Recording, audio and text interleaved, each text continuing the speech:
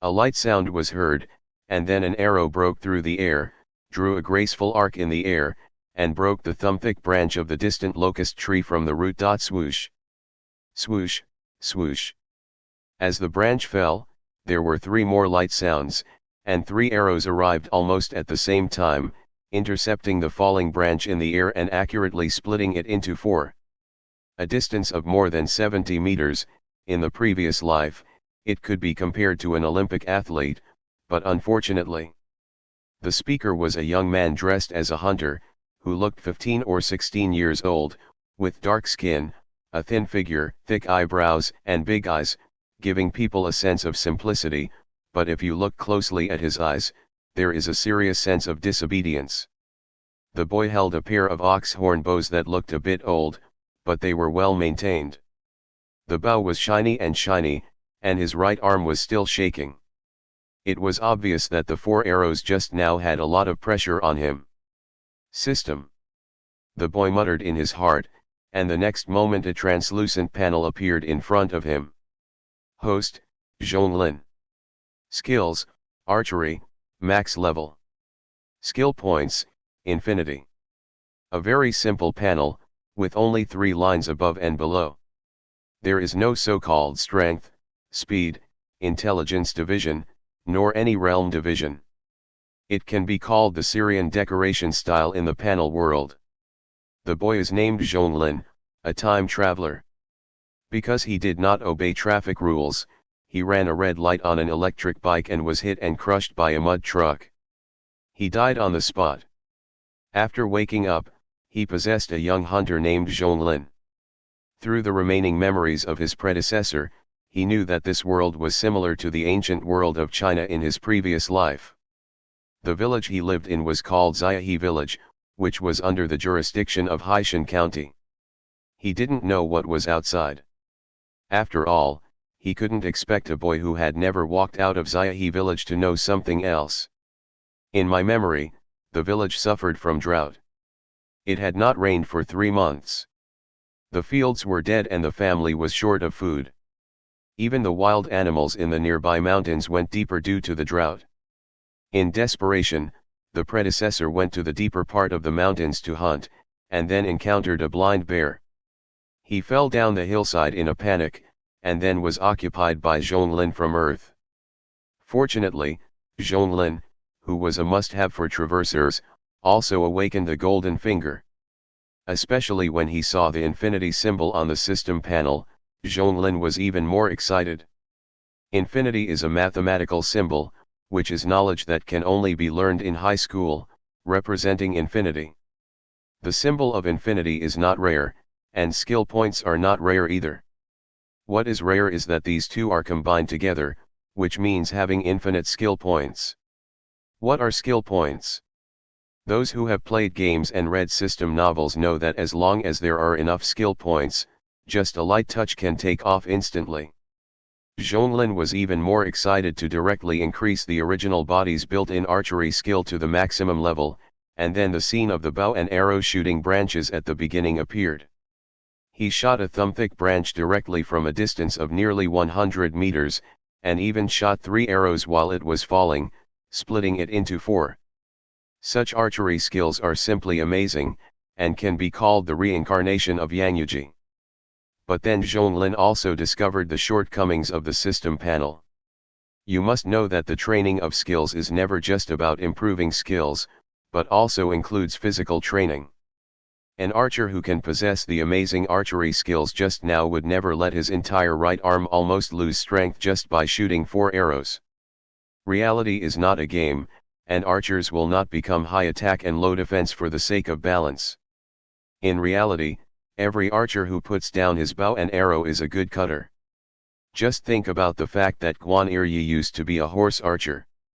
I thought it was a deep blue point increase, but I didn't expect it to only increase experience. Zhonglin sighed, a little regretful. I don't know what kind of world this is. My previous life was just a mountain boy, and my vision was limited to Xiahe village. I don't even know what dynasty it was, let alone other things. Zhonglin sat there to rest, and he kept beating his right arm to relieve fatigue. It took more than half an hour for his arm to be able to exert strength. He stood up and retrieved 4 arrows.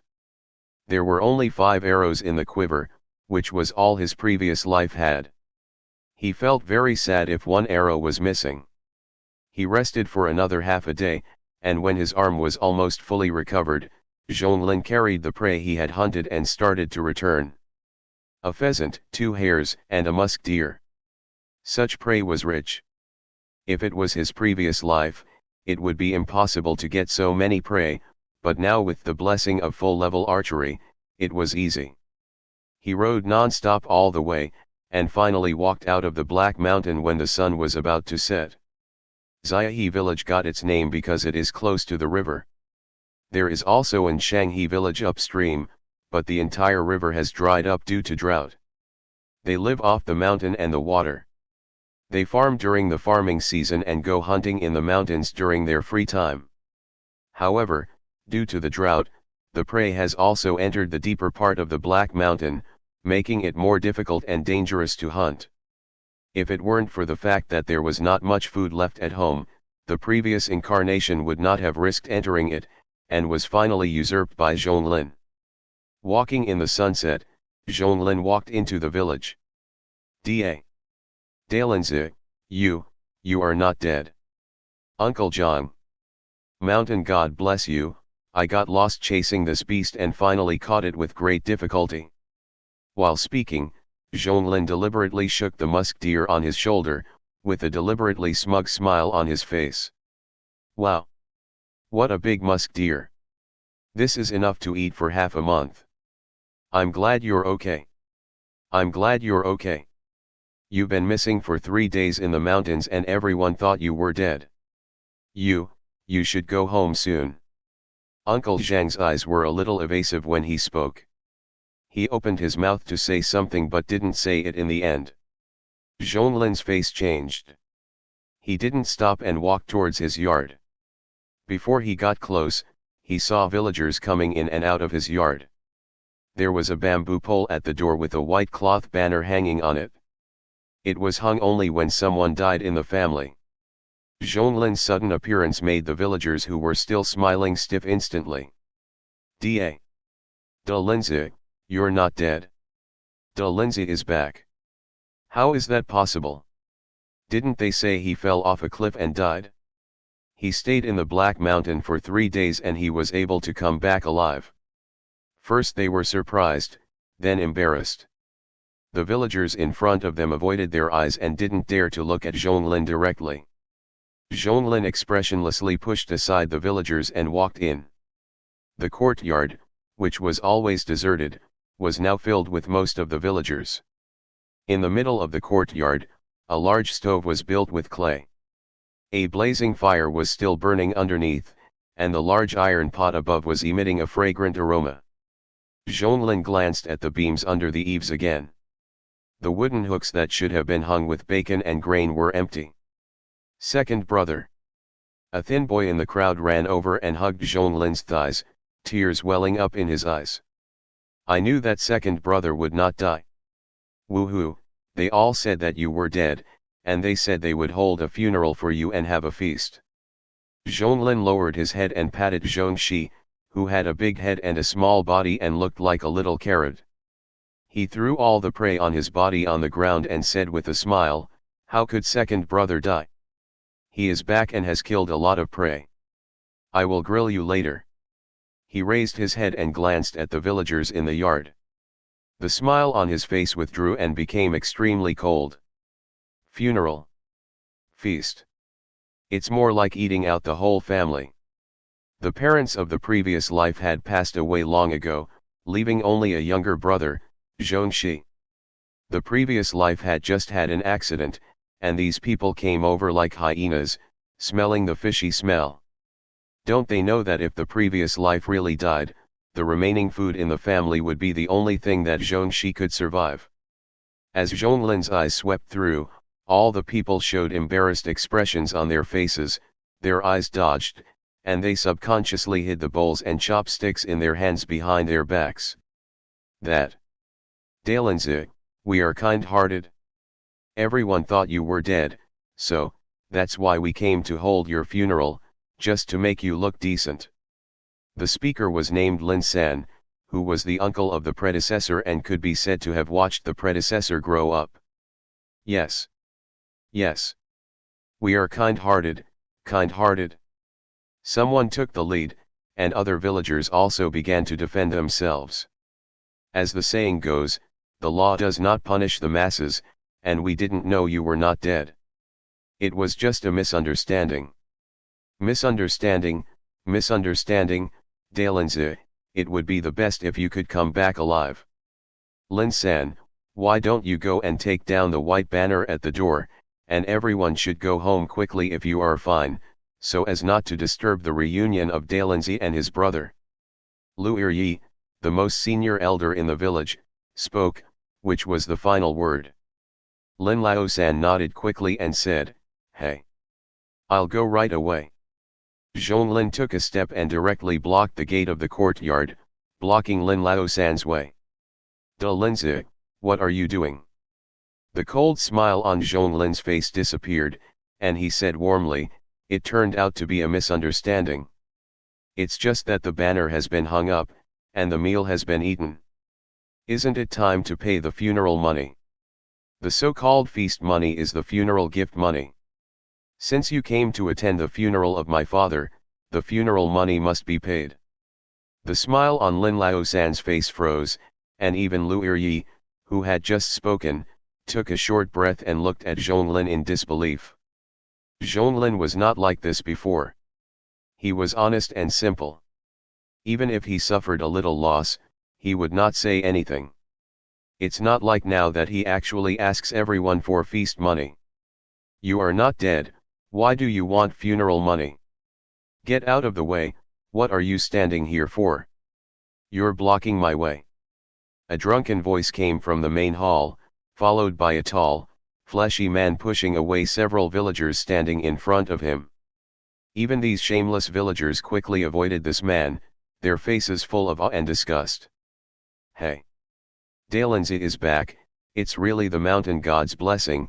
I thought you died in the Black Mountain, it's good that you didn't die, if you really died, I would be missing a playmate." Zhonglin's mind instantly popped up the memory left by his predecessor. This man was named Zhang Kun, the son of Zhang Iryi in the village. He was of a very high generation and could be the grandfather of some children, but he just didn't do what the elders should do. Relying on his tall and strong body, it was a bit exaggerated to bully the villagers. There was not so much fish and meat for him to eat, but he often beat people when drunk, kicked widows' doors, and beat disabled people. The villagers of Xiahe village dared to be angry but not to say anything to him. After all, they really could not beat him, and he was also a ruthless person. In a fight, he would kill anyone, and it was normal for them to have their limbs broken. You have to know that in that era when medicine was underdeveloped, breaking limbs could result in lifelong disability. Zhang Kun came to Zhonglin drunkenly.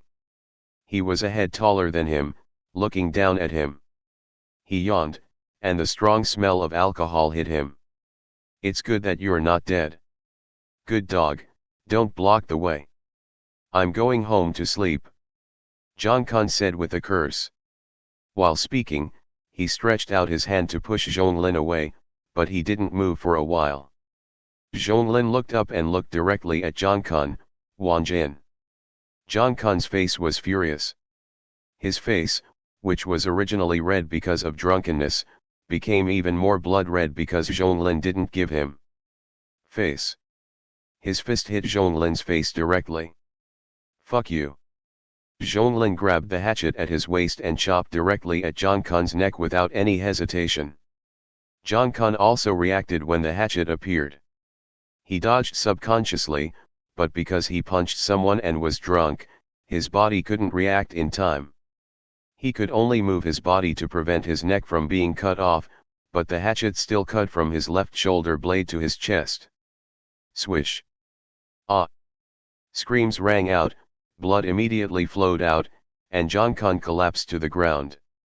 The villagers in the yard also screamed, and some of the timid ones kept retreating and dodging, looking at Zhonglin with fear in their eyes. They really didn't expect Zhonglin to actually do it, and the hatchet was also aimed at the life. If Zhongkun hadn't dodged at the last moment, half of his neck would have been chopped off. Zhonglin took a step forward expressionlessly, squatted down, and patted Zhongkun's face with the hatchet. Wanjin. As the saying goes, the arrogant are afraid of the stupid, and the stupid are afraid of the desperate. Zhongkun, who has always bullied others, was also scared at this moment when facing Zhonglin's knife. His face was full of fear. Da. Dalenzi, don't be impulsive. We are from the same village and grew up together. Don't kill me, don't kill me. Zhongkun trembled all over, and there was a smell of urine under his crotch. I don't want to say it for the third time. Zhonglin said in a low voice. Yes, I'll give it to you. Zhongkun took out a purse from his arms while enduring the pain, and wanted to take out some copper coins from it, but Zhonglin took them all away. Go away.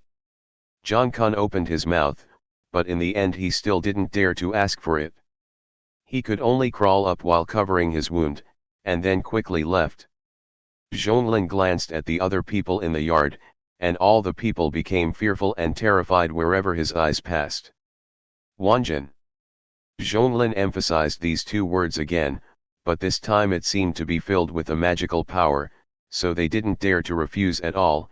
After all, the pool of blood on the ground was still so dazzling. Some people left 2 coins, some people left 1, and more or less they would leave some copper coins. Although it was painful, it was better than being chopped. When the last person left, there were more than 80 copper coins on the table. Hee, a bunch of bullies who only bully the weak and fear the strong. Zhonglin opened his mouth and cursed, his face full of disdain. Shitu, go pluck the feathers from the chicken, and I'll stew it for you later. Yes, I'll go right away, second brother. Zhongxi excitedly picked up the colorful pheasant, and patted the dead musk deer with his hands, making non-stop cries.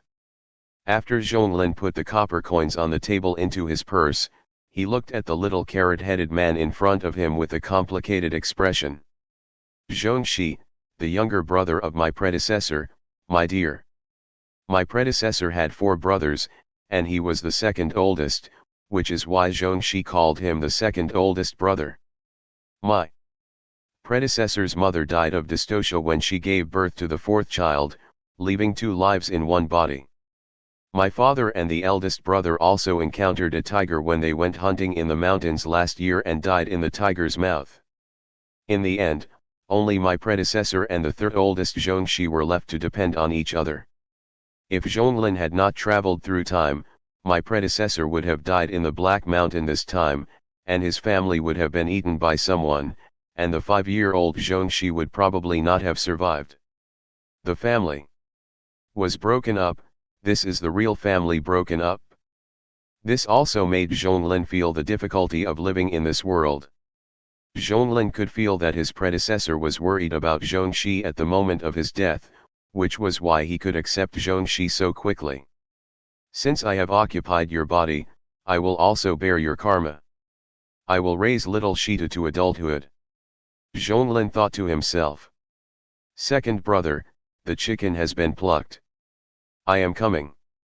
Zhonglin didn't think about it anymore and walked over. Children of poor families grow up early. Although they only do housework early, the 5-year-old Zhongxi still easily plucked the pheasant's feathers, leaving only to gut it. The beautiful pheasant feathers were also collected by Zhongxi, shining colorfully in the sun. Fortunately, this is a rooster, otherwise the feathers of a hen would not be so beautiful. Zhonglin took out a kitchen knife from the kitchen, gutted it in no time, and then chopped it into pieces. Go, wash the blood foam with water again. I'll go deal with the 2 rabbits and stew a pot of golden rooster crying at the moon later. Zhonglin ordered. Children like adults to assign them tasks because it makes them feel like they have grown up, not to mention that they will have meat later. Thinking of this, Zhongxi's mouth watered, and he kept thinking about how delicious his second brother's golden rooster crying at the moon was. Zhonglin found a rope and tied the rabbit with the head shot through it and hung it on the rack so that it would be easier to skin it. Zhonglin naturally had never done such a thing, but his previous life had many memories of skinning and deboning rabbits with his father and brothers, so he was not unfamiliar with it. He peeled the whole skin off in a moment. He didn't plan to throw away the skin. He would find time to treat it with saltpeter, so that he could make a hat or shoes. Put the skinned rabbit meat on the chopping board and chop it into pieces. Wash the blood foam on it with clean water, and then throw it into the pot with the chicken. Forget about stir-frying. There is no oil, no chili, and no seasoning. The best way is to stew it all together. Fortunately, in order to hold a funeral for Zhonglin, the villagers built a stove with Lois in the yard, fetched clean water, and sent firewood, which was enough for Xiaoxi to use for half a month. Zhongxi was still young, and Zhonglin didn't know how to cook, so he could only stew it. Put all the chicken and rabbit meat in the pot, add water, salt, wild vegetables, and cover the pot. Under high heat, a fragrance came after half an hour. It can't be said to be very fragrant. The main reason is that the two people don't have much oil or water in their bodies. Even if the meat is boiled in plain water, it tastes delicious today, not to mention that salt is added to it. Second brother, is it ready to eat? Zhongxi had asked this question at least 10 times, his eyes full of desire, he kept swallowing his saliva, and his stomach was rumbling. Zhonglin reached out and lifted the lid of the pot, white mist was steaming, and the unique aroma of meat was blowing in his face. Gurgle! Gurgle! The two brothers looked at each other, and then began to point at each other with ridicule. Zhonglin picked up a piece from the pot with chopsticks, took a bite and chewed. The meat was already stewed, and the salt had already tasted. It tastes okay, open it. He stuffed the other half into Zhongxi's mouth, picked up the spoon and started to scoop it into the bowl. Each person had a bowl, and with the chestnut rice left by those people before, the taste was delicious. Although it was just a simple boiled meat in plain water, it tasted good with salt and wild vegetables. Of course, the more important thing was that the two people didn't have any oil or water in their bodies, and a little meat was already a delicacy, so there was no need to be so particular. Don't be in a hurry, be careful not to spit out the bones, there are still some in the pot, enough for the two of us. Zhonglin patted Xiaoxitu's head, fearing that he would eat too quickly and get stuck with bones. In his previous life, he had a little nephew who got stuck while eating bones. His face turned blue in a short while. If he hadn't been discovered in time by the adults, he might have died. Woo woo, delicious. Zhonglin was chewing the meat while thinking about his next plan. He didn't plan to stay in Xiaohe village any longer. His previous life had lived for more than 10 years and had never left. Now that he was here, of course he had to go out and see the world. Besides, with the panel system, staying in Xiaohe village would only eat dust. Only a bigger and more prosperous place could shine. And Zhonglin also wanted to see if there was any extraordinary power in this world. After all, that's what novels say. After eating and drinking, the two of them leaned against a door panel and basked in the sun boredly.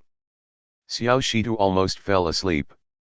He had been living in fear at home for the past few days, and then the shameless villagers came to eat the whole family that day. He was already frightened. Now after eating and drinking, he just wanted to have a good sleep.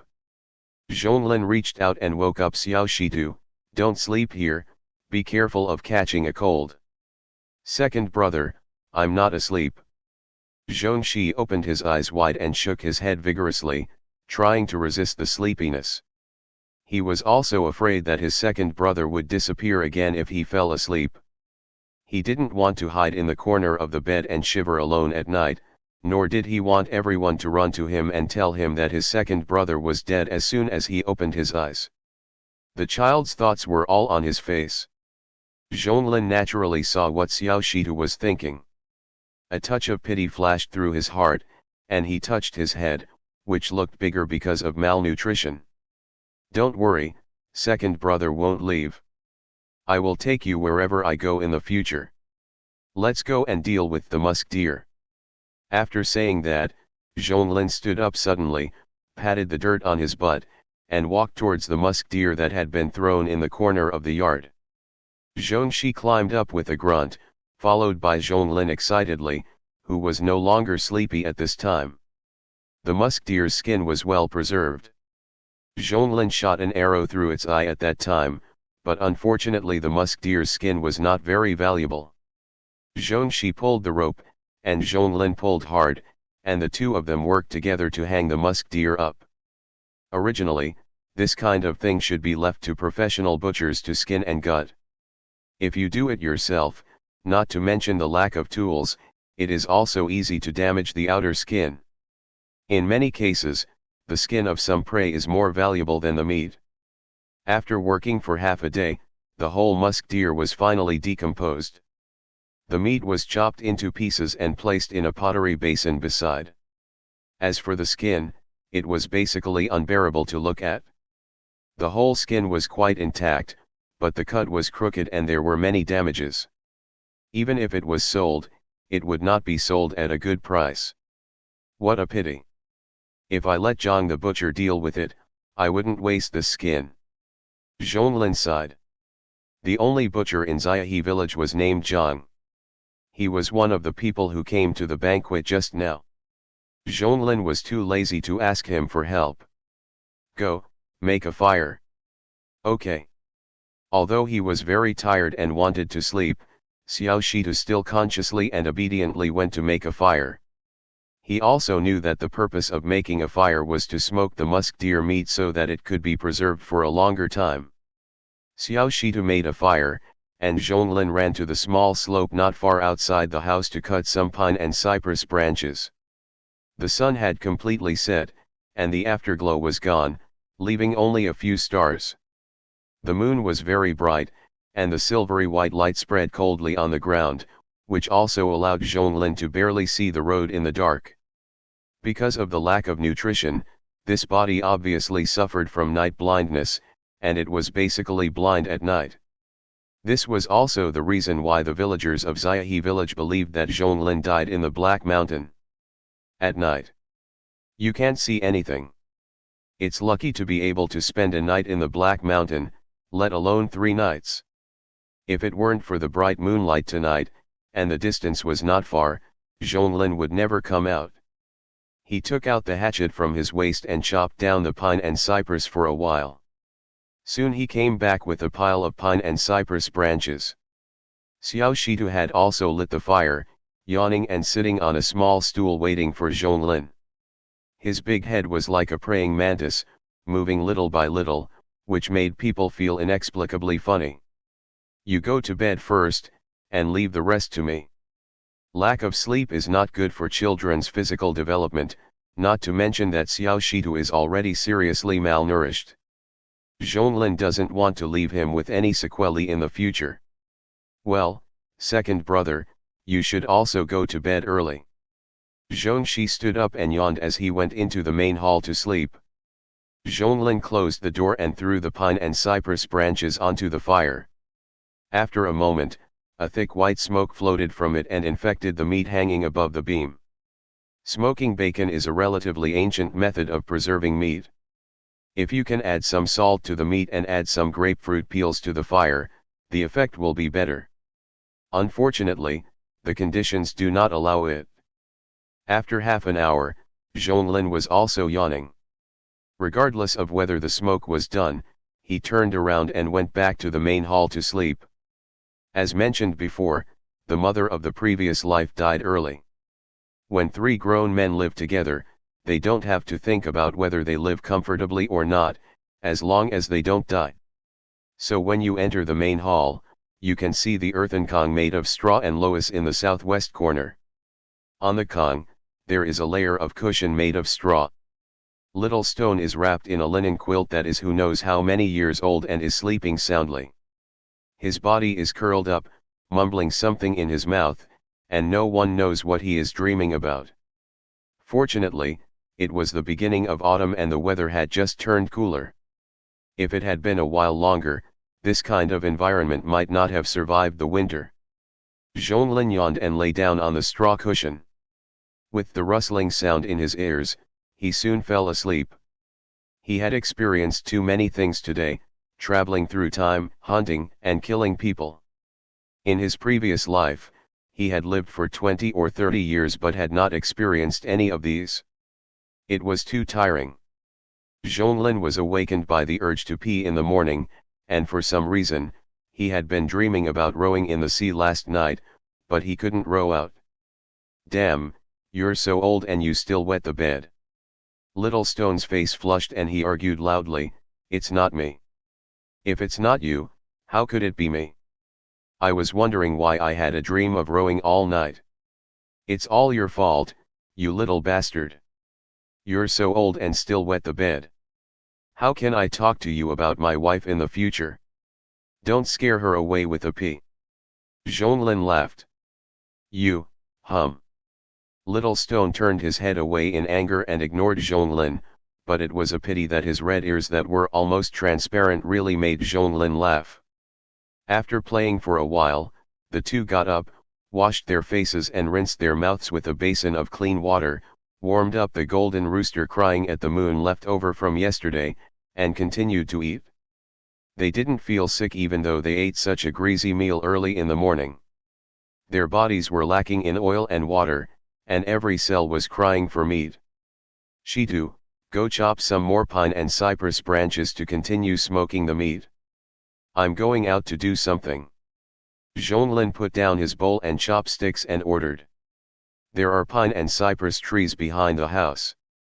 Smoking meat is not a job that requires any skills. I could do it myself when I was a child. Well, second brother, come back early. Little Shitu was no longer angry with Zhonglin at this time. It was normal for two brothers to fight and quarrel. Zhonglin stood up, hung the hatchet on his waist, and walked out of the door. Knife, second brother, knife. Oh. You can just chop with a kitchen knife. I still have a use for the hatchet. It is useful, of course it is useful. His thin arms and legs cannot be made up by eating meat once or twice. Yesterday, he offended most of the people in Xiaohe village. He really didn't feel safe without a knife. He even carried an ox horn bow directly. Compared with the machete, Zhonglin believed more in his full-level archery. Uncle Kwa, are you going out? As soon as he went out, he saw Uncle Kwa who lived not far from his house. He was one of the villagers who came to eat yesterday. Uncle Kwa also saw Zhonglin, and his steps suddenly froze. He didn't know whether to continue walking or retreat. However, it was too late at this time, so he could only force a smile and greet Zhonglin. That is Dalinze. Yes. Go out to the fields to have a look. Are you going hunting? The smile on his face was so awkward, and he didn't know whether to laugh or cry. Zhonglin's unhesitating knife yesterday scared him, and of course he also felt the heartache of the big money when he left. I'm not going hunting, I'm going to Zhongkun's house. Zhonglin said with a smile. Uncle Kwa's face turned pale when he heard this, and he felt even more uncomfortable. At the same time, he was more afraid of Zhonglin. He just cut a big hole in someone's chest yesterday, and today he ran to his house again. Is he going to leave him no chance to live? Before Zhonglin spoke, he kept walking towards the west end of the village, and greeted all the villagers who went out along the way. This is why everyone's eyes on Zhonglin are no longer the same as before. Big Linze, but make them feel a little scared, just like Zhongkun before. Hiss. Utnd, be gentle. A light roar followed by a loud slap. Although Zhongkun was injured, this slap was not something a country woman could bear. The beaten Zhonglu opened her mouth and spat out a mouthful of bloody sputum, threw the sackcloth in her hand on the table, pinched her waist with both hands, and cursed like a shrew, "You son of a bitch only know how to beat me, if you have the guts, go chop Zhonglin. You always show off your power at the critical moment, but you were chopped by a little kid, and you are just showing off your power at home, you coward. This sentence directly hit Jong Kun's sore spot, and in an instant Jong Kun's eyes turned red, like an angry wolf. I'll fucking kill you. As he spoke, he was about to get up from the recliner, but as soon as he got up, he was held down by the other two friends around him. These two people are not good people either. Together with Jong Kun, they are known as the Three Evils. The one on the left is as thin as a bamboo pole, nicknamed Skinny Monkey, with a wretched face and lustful. The one on the right is short, with a long scar at the corner of his eye. He is nicknamed Scar and has a gloomy and fierce face. Brother Kun, don't be angry, don't be angry. Anger is harmful to your health. Yes, anger is harmful to your health, and sister-in-law didn't mean it. Zhonglu snorted coldly, twisted her waist and walked towards the main room, unwilling to stay here. Zhonglu is Jong Kun's wife. Compared with other strong women in Xiaohe village, she is taller and more plump. When she walks, her big buttocks keep twisting with her waist, and her chest is bulging. Although her skin is a little dark due to the work, the flaws do not cover the merits. She is a rare beautiful woman in Xiaohe village. It also corresponds to the saying a good man has no good wife, and a bad man marries a delicate one. Slap. Look at your mother. Jong Kun slapped the skinny monkey on the left on the back of the head and shouted angrily. The skinny monkey who was beaten was not angry. He smiled and said, "Sister-in-law, isn't this so pretty? Get lost." Jong Kun was like a man-eating tiger, panting heavily, his eyes red as he said, "I've been hunting geese all day, but I got pecked in the eye by a goose. The little bastard actually attacked me. When I recover from my injury, I will make him live a life worse than death." Humph. Why do you need Brother Kun to do it yourself? I'll catch him right now and let Brother Kun deal with him. Break his limbs first and let him crawl over like a dog to apologize to Brother Kun in person. Scar's face was full of ferociousness. Yes, and his brother, catch him too. There are people in the city who like this kind of little boy. We can sell him and make a fortune. The skinny monkey also nodded in agreement. Bang. A muffled sound was heard, and then the gate of the yard was kicked open. The three of them subconsciously looked up, but what they saw were two black spots. Whoosh. Whoosh. Ah. Ah. My hand, my hand. My foot, Zhonglin ear. Zhonglin walked into the courtyard with cold eyes, holding a bow in his left hand, his right hand still trembling slightly. It's right to come here this time. I heard these three people plotting how to harm our brothers before I even came in. It's right what they taught in the movie, we must eradicate all evil. Originally, Zhonglin came just to borrow something from Jong Kun, but he didn't expect to only hear the three evils plotting how to deal with his two brothers. How could this be? Of course, it's better to strike first. After all, facing three big men without any means, you can only wait for death. Zhongxi is just a child, and Zhonglin himself has not developed yet. The only thing he can show is his full-level archery skills. His body is as weak as a pole. He has no strength after shooting a few arrows. He may not be their opponent in a head-on confrontation. Seeing Zhonglin kicking in, Jong Kun and the other two changed their expressions. After all, they were still plotting how to harm him. The skinny monkey rolled his eyes, covered his right hand that was shot, and quickly ran towards the courtyard wall, trying to climb over the wall. "Haha, you want to run?" Zhonglin sneered, raised his bow and arrow again, and with a clear sound, the arrow pierced the skinny monkey's chest. The skinny monkey who was running away looked down at the half-arrow tip exposed on his chest with disbelief. His eyes were full of confusion and fear, but then he fell to the ground with a plop and died. Such a cruel scene also made Jong Kun and Scar Yuanj pale. Da. Dalenze, misunderstanding, misunderstanding, it's all misunderstanding. Kun was so scared that he was sweating all over his head, looking at the thin Zhonglin in fear. Really? Did I hear it wrong? Or am I hard of hearing? Zhonglin's tone was full of sarcasm, and his eyes were even colder. Whoosh. A black line passed by, and the arrow pierced through Kun's chest like the skinny monkey just now, without giving him a chance to explain, and shot him dead with one arrow. Scar screamed, frightened at this moment, and stood up to escape, but unfortunately he was shot directly through the calf by Zhonglin, and the pain was so severe that he could hardly take a step.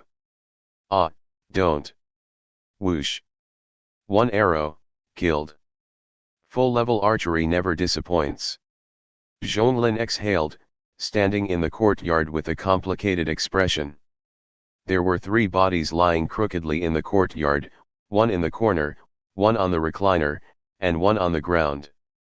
Zhonglin did not feel the disgust and fear as he imagined.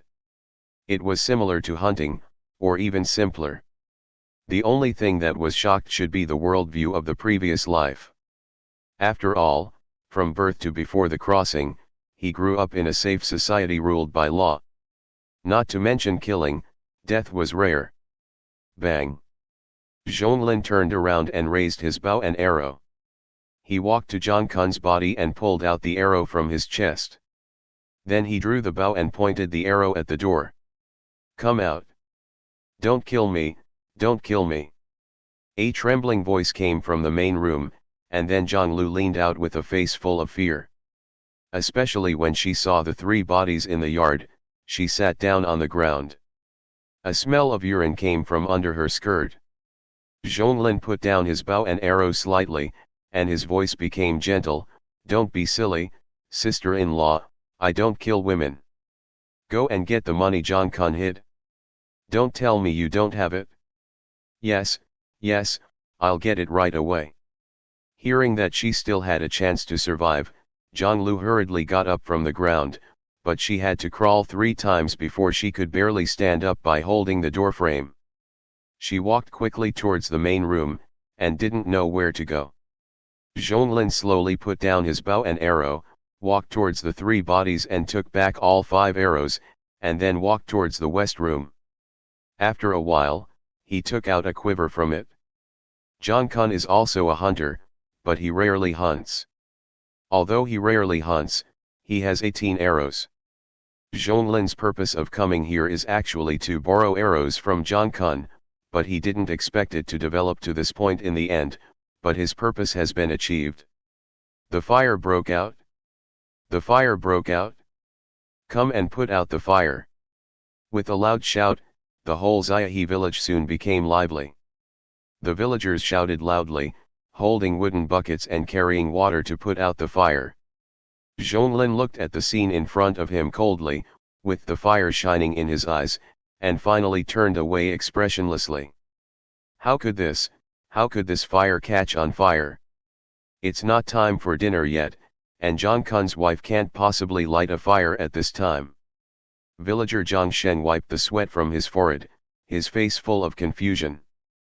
Did you see Kun and his wife come out? Another villager looked around and didn't find Kun. Don't worry about these things for now, put out the fire quickly, otherwise the fire will spread. Yes, yes, put out the fire first. The fire was quickly suppressed, but it was autumn and the weather was dry, and the fire came suddenly. The houses were mainly made of thatch and wooden frames, and even if the fire was put out, they would have been burned almost completely. The brave few went into search for a while, and soon ran out screaming and vomiting. It's Kun and his wife. And, there are 2 more, they look like Skinny Monkey and Scar. All dead, all dead. There were 4 dead people in a yard, anyone would be terrified, not to mention 4 charred corpses, the smell of meat would make people vomit. How could they all be dead? Wouldn't they run away when there was a fire? And there was no call? Yuzhan, your house is closest to Kun's house, did you hear any call? Yujan is a dark-skinned middle-aged man. After hearing the question, he seemed to think of something, his face changed, and he subconsciously looked in the direction where Zhonglin left, and finally shook his head vigorously.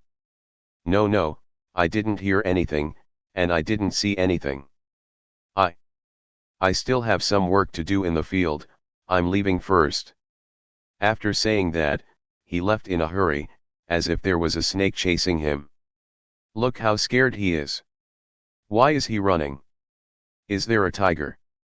Maybe there is a tiger. I saw Dalenza coming here this morning. The voices suddenly fell silent. Everyone was not stupid. The fire started for no reason, and no one ran out. 4 people died inside. No one would believe that there was nothing fishy. Those who went to the banquet yesterday all turned pale, and those who did not go to the banquet were also shocked. How could Zhonglin, who was always a synonym for honesty in their eyes, become like this? This was murder. You guys take care of Jonkun and the others' bodies first. After all, they are all villagers. When they die, their debts are settled. I'll go to Dalenza's house to take a look. A villager in the crowd sighed, put down the bucket in his hand, and walked towards Zhonglin's house. Dalenza, I'm your uncle Yutu. Open the door. I'm coming. Zhongxi took his short legs and ran over to pull out the bolt and open the gate. Uncle Yutu. Shitu. Where's your brother? Uncle Yutu touched little Shitu's head and said with a smile.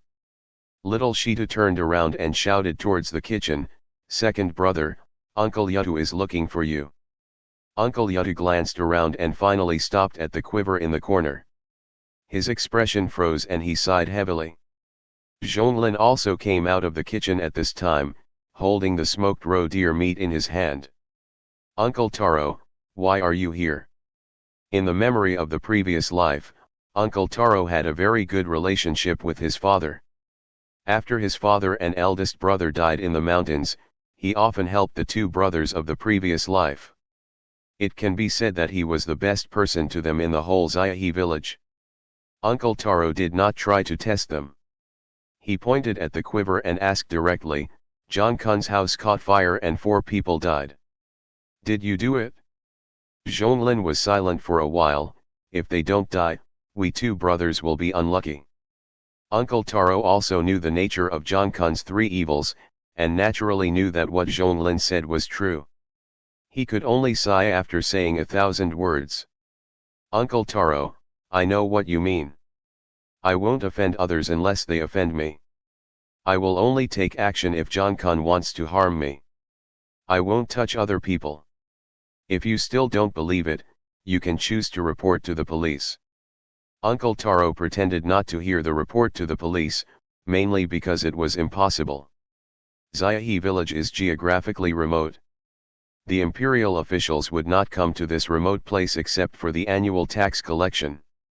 Even if they did come, it would be just a formality.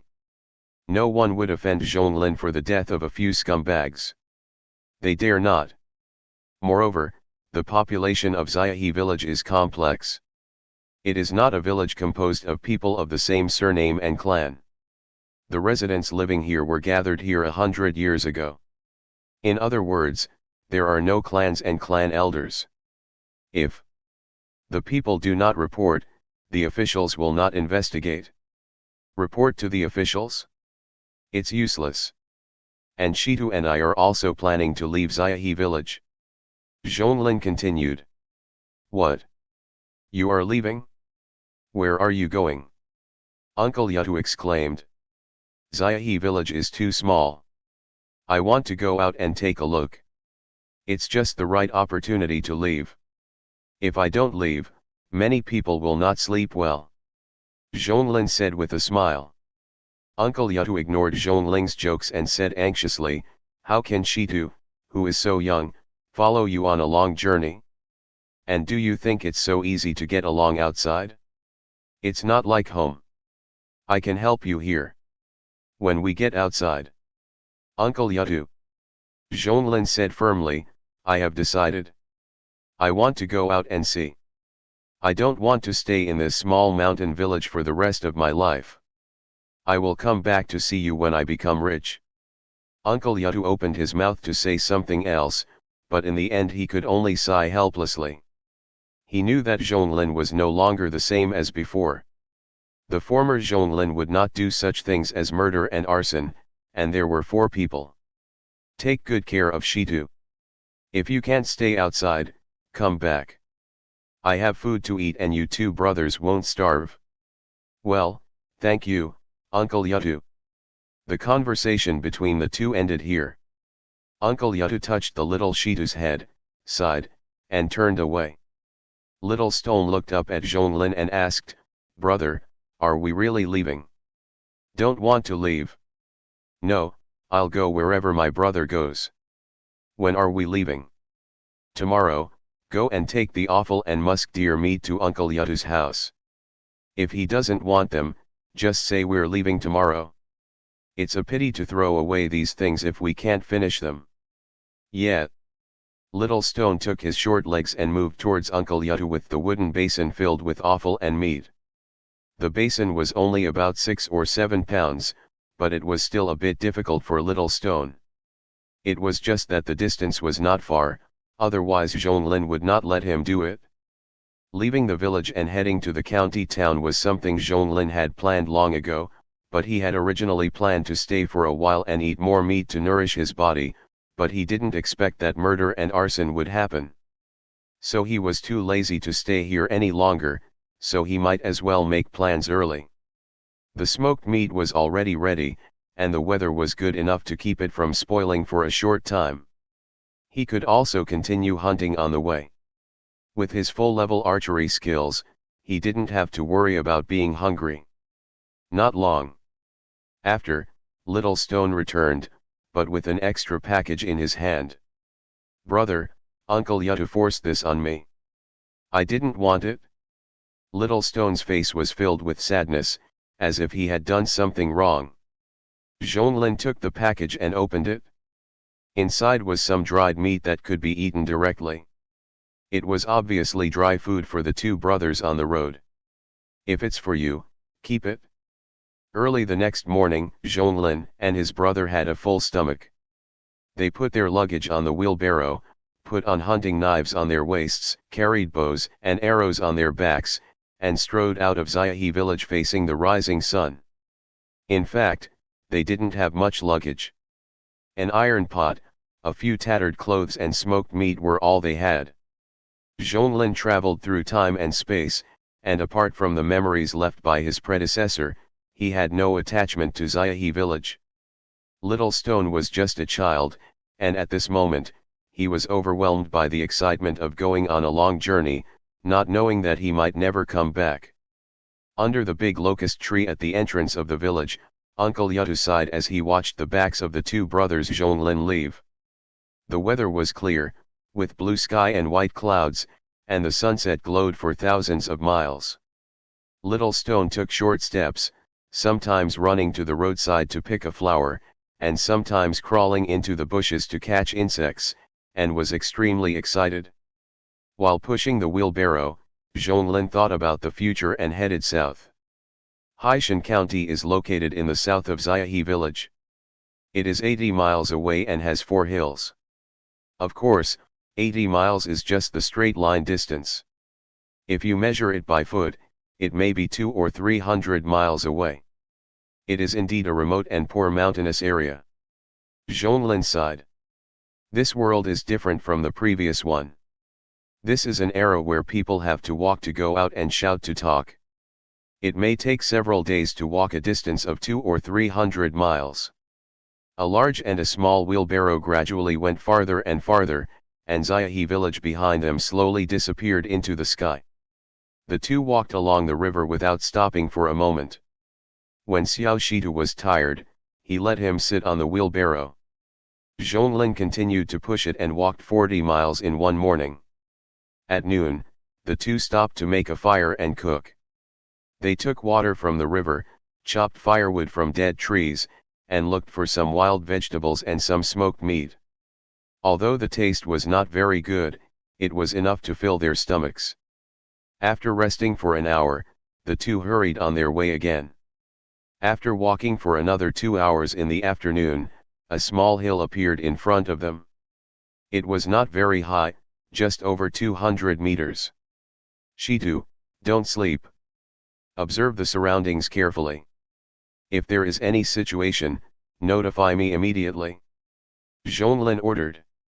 There are many beasts in the mountains. Although the small hill in front of us is not high, who knows if we will encounter any danger. It is better to be cautious. Shitu nodded heavily like a little adult, straightened his upper body, and his eyes kept scanning the surroundings like radar. Zhonglin also put the bow behind him on the wheelbarrow, so that he could use it at any time and be alert at all times. Go up the mountain, go down the mountain. Safe and sound. Zhonglin also breathed a sigh of relief. It's best if nothing happens. After going down the mountain, there was a fork in the road in front of them, in the shape of a Y, one to the left and the other to the right. Second brother, where are we going? Zhongxi bit his nails and turned his head to look at Zhonglin. This way. Zhonglin slightly raised the wheelbarrow and went directly to the fork in the road on the right. He had never been to Haishan County before, but he knew the path from his father and brother, so he basically wouldn't go wrong. The two continued along the mountain road without stopping, and the sun gradually set. They didn't find a place to camp, but they were not worried. This road is often walked by people. Unlike other places, there are many wild animals at night. As long as they are careful, there will be no big problems at night. Of course, camping at night is basically done only when it is necessary. Let's not talk about the wild animals that hunt at night, but if it is windy and rainy, dew and frost are enough to make people drink a pot. After all, there is no special medicine in this era. Sometimes a cold can kill people. Fortunately, the moon is bright tonight, so there is no need to worry about extreme weather. They found a pile of dry firewood, lit a bonfire, and the two brothers rested together. Xiao Shitu fell asleep quickly, but Zhonglin didn't dare to sleep. This is the wild, and he dared not fall asleep even if he had the courage. He didn't plan to sleep at night, just to take a nap after dawn. After finding an old piece of clothes to cover Xiao Shitu, Zhonglin got up and found a pile of small stones and put them at his feet, and then threw them at the eucalyptus tree more than 10 meters away. At the beginning, due to the angle and strength, he couldn't hit the target once. Later, with constant adjustment, he could hit 3 or 4 times out of 10. While throwing stones, Zhonglin glanced at the system panel from time to time. At this time, the skill archery was still lying alone on the skill bar of the system panel. Under the premise that he could not learn other new skills, Zhonglin could only use some other means to see if he could form new skills. For example, the throwing stones he was currently practicing.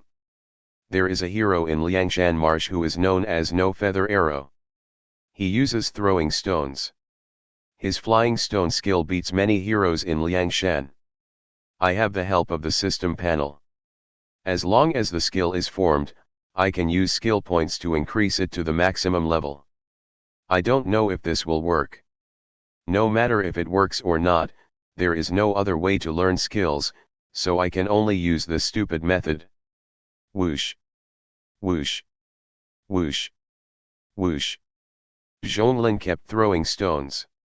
When there were no more stones, he picked them up. After picking them up, he continued to throw. When his right hand was tired, he used his left hand. After a night, Zhonglin's eyes were red, and his dark circles were almost like a panda's, but he couldn't hide his smile. System. Host, Zhonglin. Skills, Archery, Max Level, Locust Stone, Primary. Skill Points, Infinity. A night of hard work really formed a skill. Flying Stone is Flying Stone, and Locust Stone, isn't it more classy if it's called this? Zhonglin secretly complained in his heart. Complaining aside, Zhonglin also knew that the name was because the stone flew in the air like a locust, so it was called locust stone. Locust stone is the most convenient and economical hidden weapon. It is available everywhere, and you don't need to spend money to buy it, nor do you need to spend time thinking about it. It is inexhaustible and can be used at will. It is very convenient. With a thought, the infinity symbol on the skill point column became illusory, and then the two words primary in the brackets behind the locust stone instantly turned into max level. Before Zhonglin could react, an illusory memory appeared in his mind. In the memory, he picked up different stones and threw them every day. First, he threw them at tree trunks at intervals of 3 meters, then 4 meters, 5 meters, 10 meters. After practicing for dozens of meters and still being able to easily hit tree trunks, he changed to a smaller target in his memory. This continued for decades, and finally, in his memory, he could easily pick up a stone from the ground and shoot down a flying bird with a locust stone from dozens of meters away. Zhonglin slowly opened his eyes, his expression full of emotion. It's worthy of being a system. And picked up a stone from the ground. Now I feel like I have practiced. Unlike with the locust stone for decades, he could easily feel the weight. I can hit whatever I point at without any effort. The stone, and even how to exert force to make it fly the farthest, and at what angle it could cause the strongest damage. He aimed at a turtle dove on a tree 20 meters away and adjusted the angle. Whoosh!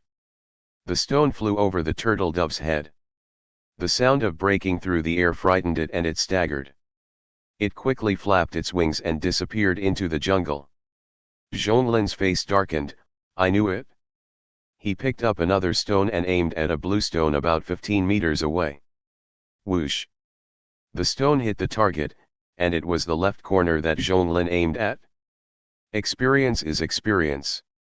In my memory, Zhonglin has practiced flying locust stone for decades. His arm strength is extremely strong, so he can naturally hit whatever he points to. I am just a weak chicken with arms as thin as a stick. Whether it is speed, strength, or accuracy, it cannot compare. However, I can still easily hit the target at about 10 meters. Zhonglin thought to himself. Zhonglin yawned, and the sleepiness came over him, making him feel like he couldn't open his eyes. He woke up the sleeping little stone, told him not to run around, and then Zhonglin lay down and fell asleep. More than 3 hours later, Zhonglin woke up from his sleep. Although he was still very sleepy, he was much better than before. He buried the pot and cooked wild vegetables and smoked meat. After eating and drinking, the two started on the road again. Yawning all the way, he climbed over the second hill. Fortunately, the journey was safe and uneventful. After going down the mountain, he walked another 50 or 60 miles, and finally a village appeared on the road ahead.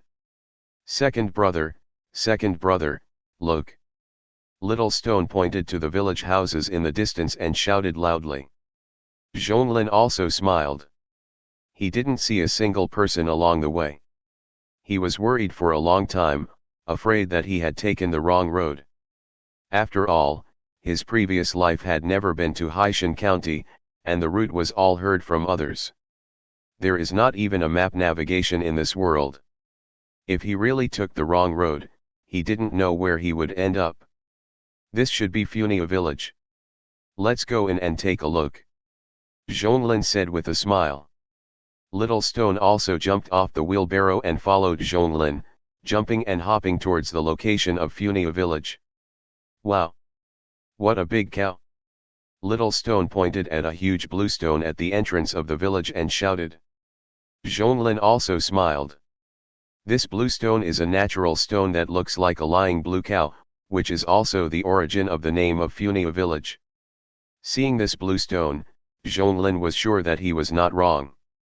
Little Stone first ran to the Funia stone and walked around it, shouting and shouting, until Zhonglin urged him to go to Funia village reluctantly. Stop! Zhonglin suddenly stopped and shouted at Little Stone not to go any further. What's wrong, second brother? Something's wrong.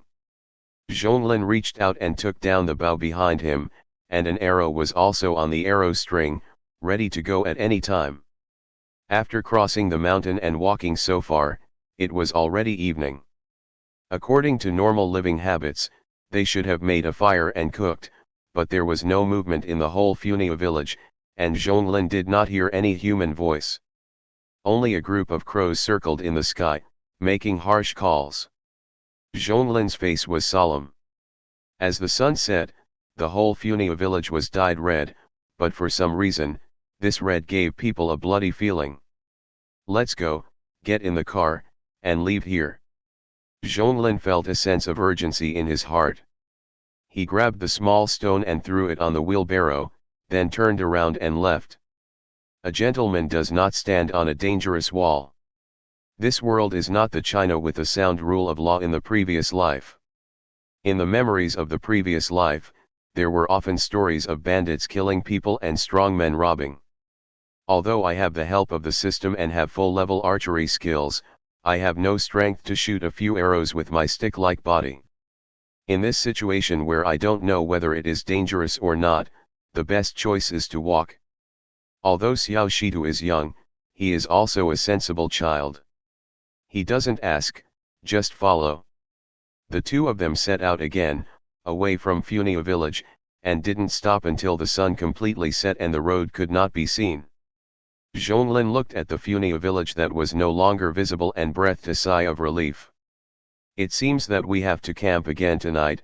Shitu, go pick up some dry firewood nearby, remember not to run too far." "Yeah." Xiao Shitu took his short legs to pick up firewood, and Zhonglin looked for some dead leaves to start a fire. The water in the water bag was not enough, and there was no pot to cook, so he ate the dried meat given by Uncle Yutu to fill his stomach. Zhonglin continued to stay up all night, and was more cautious than last night. He even didn't practice the flying locust stone, for fear of any accidents. There was no conversation that night, and nothing happened that night. It seems that I was worrying too much. Zhonglin breathed a sigh of relief, yawned, woke up Little Stone, and then lay down to sleep. He didn't get up until the sun rose, and he was sleepy. "Let's go. Try to get there today." "Yeah." They put some dried meat in cold water and stuffed it into their stomachs, and then they started to hurry again. As they moved forward, Zhonglin found that the road was getting wider and wider, and there were even ruts on the road. When they climbed over another hill, a wide road appeared in their sight, which was wide enough for a horse-drawn carriage. Second brother, look, there are people." After not seeing anyone for 3 consecutive days, even Little Stone was exhausted. Suddenly seeing a figure was exciting, pointing to the distance and shouting loudly. "I see, let's follow." Zhonglin nodded, lifted Little Stone onto the wheelbarrow, turned a corner and got on the road.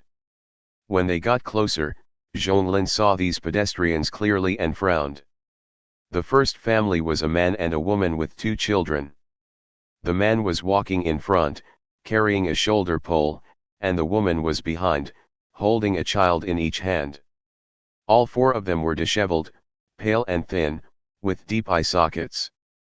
Zhonglin looked up and looked into the distance again. The pedestrians in front were dressed in the same way. Some of them didn't even have any luggage. They were barefoot and leaned on a wooden stick that they didn't know where they came from. They were all pale and thin. Refugees. Zhonglin sighed in his heart and immediately understood the situation of these people. At the same time, he had a deeper understanding of this drought. Xiaohe village hadn't rained for 3 months, the land was dry, and the grain harvest was complete, but there was still a river flowing through it, and it was close to a branch of the Black Mountain, so they could go into the mountains to hunt. But it's hard to say about other places. The Black Mountain range is very large, and there are many mountain villages and towns in it, but not every mountain village has a river like Xiaohe village. So it seems that Xiaohe village is not the worst one, and it's no wonder that Uncle Yutu didn't recommend them to leave. Now it seems that the outside world is worse than home. The appearance of the Zhonglin brothers was not abrupt. After all, many people fled in this way. The only difference between them was that they were not so embarrassed and not so skinny. Although the two brothers Zhonglin and Zhongxi looked very thin, they were much stronger than those skinny refugees. Zhonglin covered the bag of meat with some old clothes with a vigilant look, and signaled Xiao Shitu with his eyes. Xiao Shitu was also very smart and leaned his body to the side to press the food in the bag under him. Zhonglin remembered the classic words of He Daran in his previous life.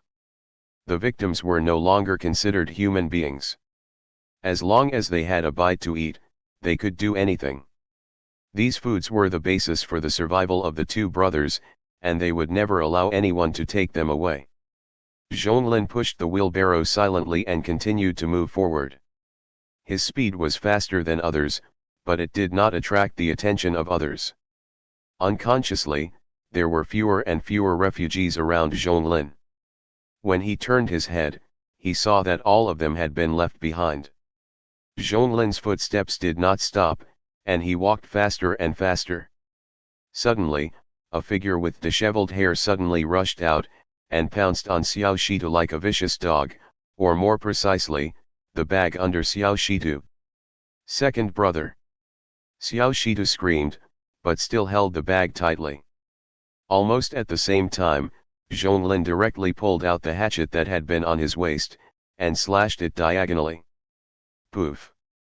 The hatchet was sharpened by Zhonglin, and the blade cut across the man's stomach, leaving a stream of blood. Ah! A shrill scream sounded, and then the refugee fell to the ground, and a long wound was cut on his stomach, and the wriggling internal organs could be vaguely seen in it. Zhonglin did not continue to attack, but stepped forward to pick up Xiao Shitu and held him in his arms, pointing the hatchet in his hand at the refugee lying on the ground, ready to attack again at any time. The refugee lay on the ground screaming, shocking the people around him, and they retreated in fear. Zhonglin also saw the man's face clearly at this time. He was a young man, not very old, with deep eye sockets and chapped lips. It was obvious that he had been hungry for a long time. After a while, the young refugee stopped screaming and lay on the ground without moving. He was already in a state of starvation, and was chopped by Zhonglin.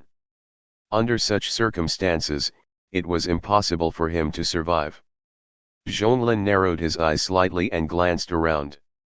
All the refugees who met his eyes were terrified and dared not approach. Let's go. Putting Xiao Shitu on the wheelbarrow, Zhonglin crossed the crowd and strode forward. Xiao Shitu held the cloth bag containing food tightly, like a little wolf dog protecting food, baring his teeth and facing the surroundings, looking fierce and fierce. Little brother. Zhonglin had just stepped out of the crowd when a shout came from a distance, and then a middle-aged man came over, bowed his hands, and greeted him. Zhonglin also looked at the middle-aged man in front of him. He was wearing a linen shirt, had a rough face, a stubble on his face, a machete on his waist, and his arms were much stronger than those of ordinary people. It was obvious that he was not a refugee. Zhonglin held the machete on his waist with his right hand calmly, and reached for the cowhide bag containing stones with his left hand. What's the matter? Zhonglin's little action was also seen by the middle-aged man. He spread his hands, indicating that he had no other behavior, and smiled, "Don't be nervous, little brother. My name is Zuji.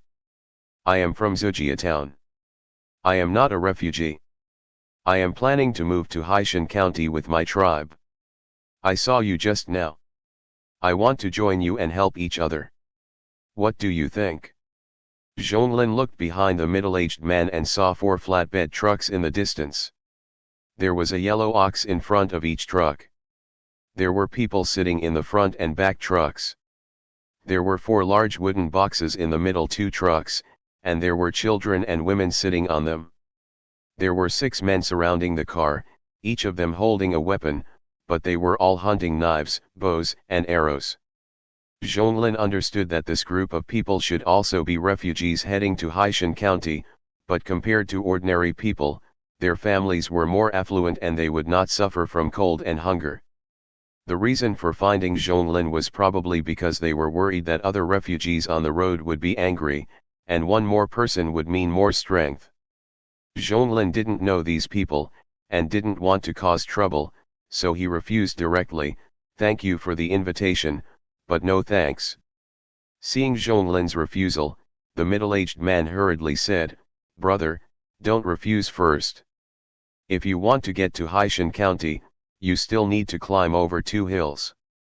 There are bandits on the hill in front, and the mob is blocking the road. Brother, you are with a younger brother. I'm afraid it will be difficult to stay out of trouble. I'm not talking nonsense. There is a Funia village behind." The people in the village encountered bandits on the hill in front, and the whole village was massacred. No one survived. Zhonglin's eyes condensed. Funia village? So that's how it is. It seems that yesterday's feeling was not wrong. Something really happened in Funia village. No wonder there was no sound and no one was there at dinner time. It turned out that they were all killed. Little brother, why don't you? No, goodbye. Zhonglin did not continue to talk to the middle-aged man. He pushed the wheelbarrow and left, leaving the middle-aged man standing there with disappointment on his face. In the end, he could only leave helplessly. Zhonglin glanced at the middle-aged man who left. Although the bandits were scary, these people were not trustworthy. Zhonglin might really increase his chances of saving his life if he joined them, but he might also be used as cannon fodder by them.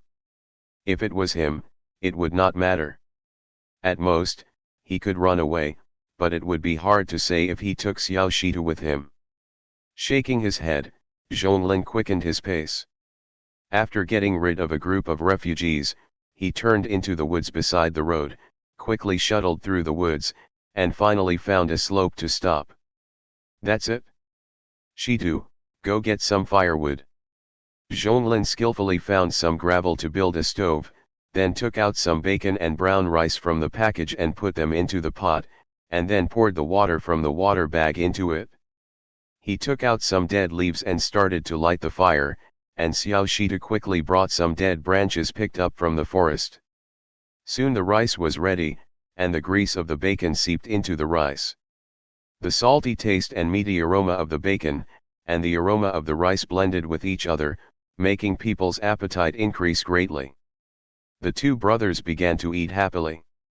In the past few days, the two of them had meat every meal. Although it cannot be said that the nutrition is sufficient, the oil and water are definitely enough, and they have also begun to grow meat on their bodies, unlike before when they were as thin as a stick. After filling their stomachs, they did not set off directly, but let Xiao Shitu watch Zhonglin and take a nap. 2 consecutive nights of vigil made him seriously sleep-deprived. If he really encountered bandits on the road, he must be well rested and ready to escape at any time. Lu Sun said that if you encounter a tiger, you don't need to run fast enough to escape, as long as you run faster than others. After sleeping for an hour, Zhonglin woke up at the call of Xiao Shitu. He shook his head and dazed for a while.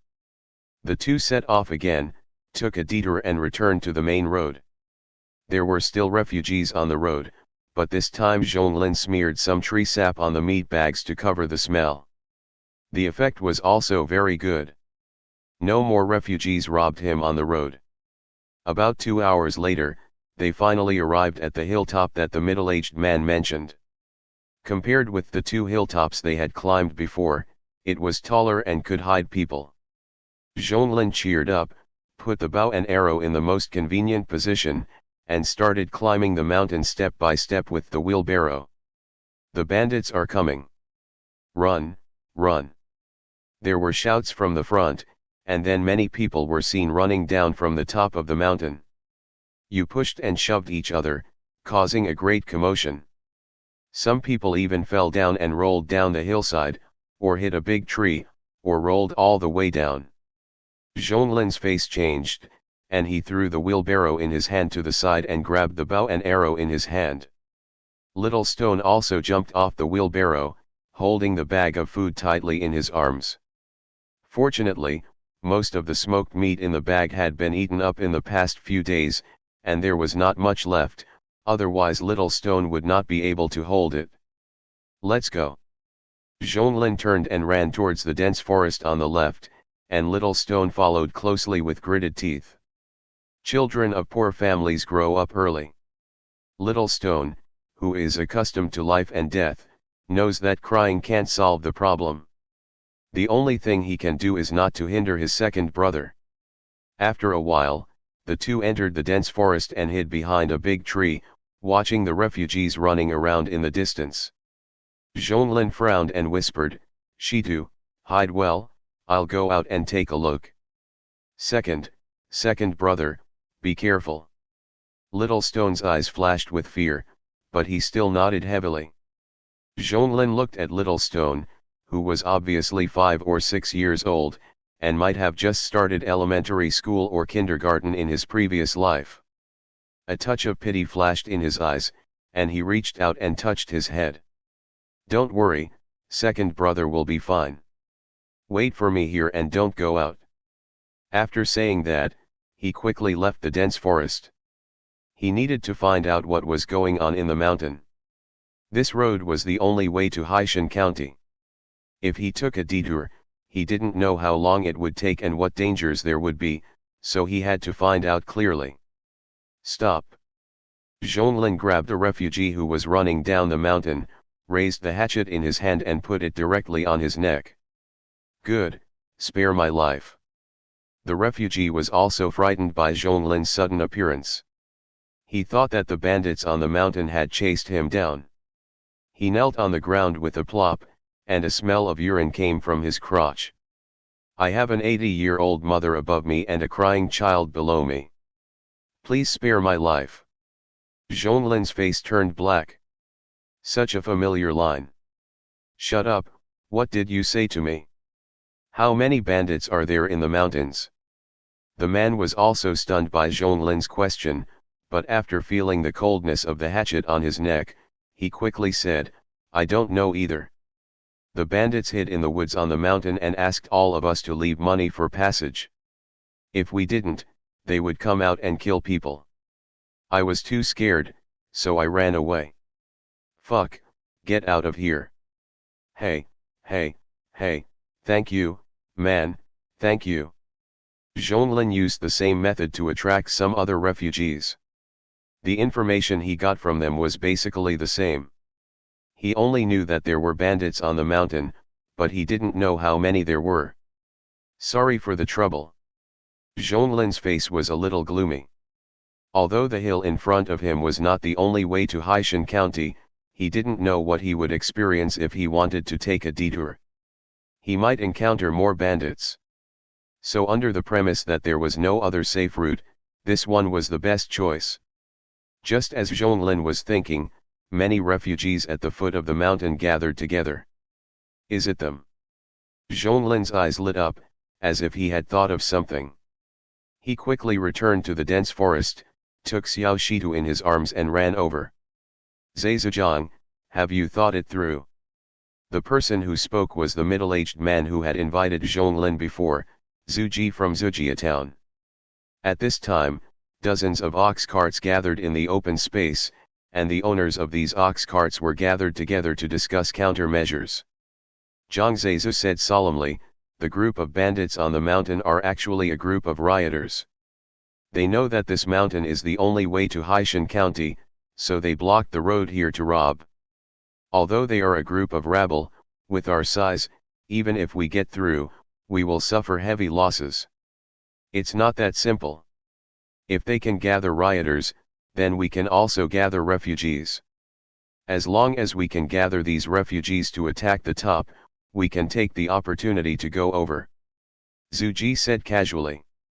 If Zhonglin heard this, he would be very glad that he didn't accept this person's invitation just now. Gathering refugees and attacking bandits is simply to use refugees as cannon fodder, and this person's casual words show his vicious nature. "I agree with Brother Zhu's method. Not bad. I agree too." An old man stood up, looked around at everyone and said, "We can talk to the leader of the bandits first." If the money they ask for is not much, we can talk. If the talk fails, we can force our way in. Several people looked at each other and nodded. They would use courtesy before force. It would be better not to use the blade if possible. After all, swords have no eyes. Several people discussed the specific details again, and then they began to gather refugees and dragged everyone to the top of the mountain again. Zhonglin followed the crowd with a small stone on his back. He remained calm, observing the surroundings with his eyes, ready to fight and escape at any time. Soon they reached the top of the mountain. Zhuji stepped forward and bowed and said loudly, "Which one is the boss? Come out and have a chat." After a while, a black-faced man walked out of the woods. The man was full of beard, strong and muscular, and had a fierce look on his face. He looked like a bad guy. "I'm the mountain tiger, if you have anything to say, hurry up and fart." His voice was full of savagery and ferocity, shocking the forest. "Greetings, Master Mountain Tiger. We are just refugees. I hope you can show mercy and let us go. Here are the 300 coins we have collected to give you tea." Zhuji lowered his head and looked submissive, without any of the viciousness that he had just suggested to use refugees as cannon fodder. The bandit leader sneered, "Humph. You want to get rid of me with 300 coins? Are you going to get rid of beggars? Even if I agree, my brothers behind me will not agree, right? Brothers? Yes. Are you going to get rid of beggars? Only 300 coins are not enough for you brothers to drink. You are looking down on us." For a while, the bandits howled and swore all kinds of dirty words. "Please forgive me, boss," Zhuji said with a bow. "Nowadays, there are natural disasters and chaos, and everyone's life is not easy. Otherwise, we would not leave our hometown and be far away from our homeland. I hope you can help me." The mountain tiger narrowed his eyes and said loudly, "Leave half of your things and I will let you go immediately." Zhuji naturally refused, and the faces of the others around him also became extremely ugly. Since they are leaving their hometown, they naturally have to take all their property with them. What's the difference between leaving half and asking for their lives? Zhuji forced a smile and said, "This matter is of great importance. Wait a moment and let us discuss it." "Humph. Hurry up, I don't have much patience." Zhuji slowly retreated, and the few people gathered together again. "This mountain tiger is greedy and too much," Zhang Zhezu said angrily. "Leave half of our things, haha, he really dares to think about it, and he is not afraid of losing his teeth." Someone sneered. The village chief of Xianlu village, the old man before, also sighed, "It seems that this matter cannot be resolved peacefully. We have no choice but to force our way through. Then proceed as planned. I will continue to appease the Genshanhu, and you will mobilize the refugees. Together we will attack their blockade. As long as we open a gap, we can force our way through," Zhuji said in a deep voice. The others looked at each other and nodded. This was also what they had discussed. First, courtesy and then force. Since courtesy didn't work, then let's start with force. Although the refugees didn't have much combat power, there was strength in numbers. Not to mention so many people, even a group of pigs would have a lot of trouble to stop them. Then these people began to return to their own places and summoned the refugees to persuade them to break through together. "If we don't break through, we will all starve to death here. Don't be afraid, charge with us. There is strength in numbers. With so many of us acting together, the bandits will be afraid of us. If you stay here, you will die.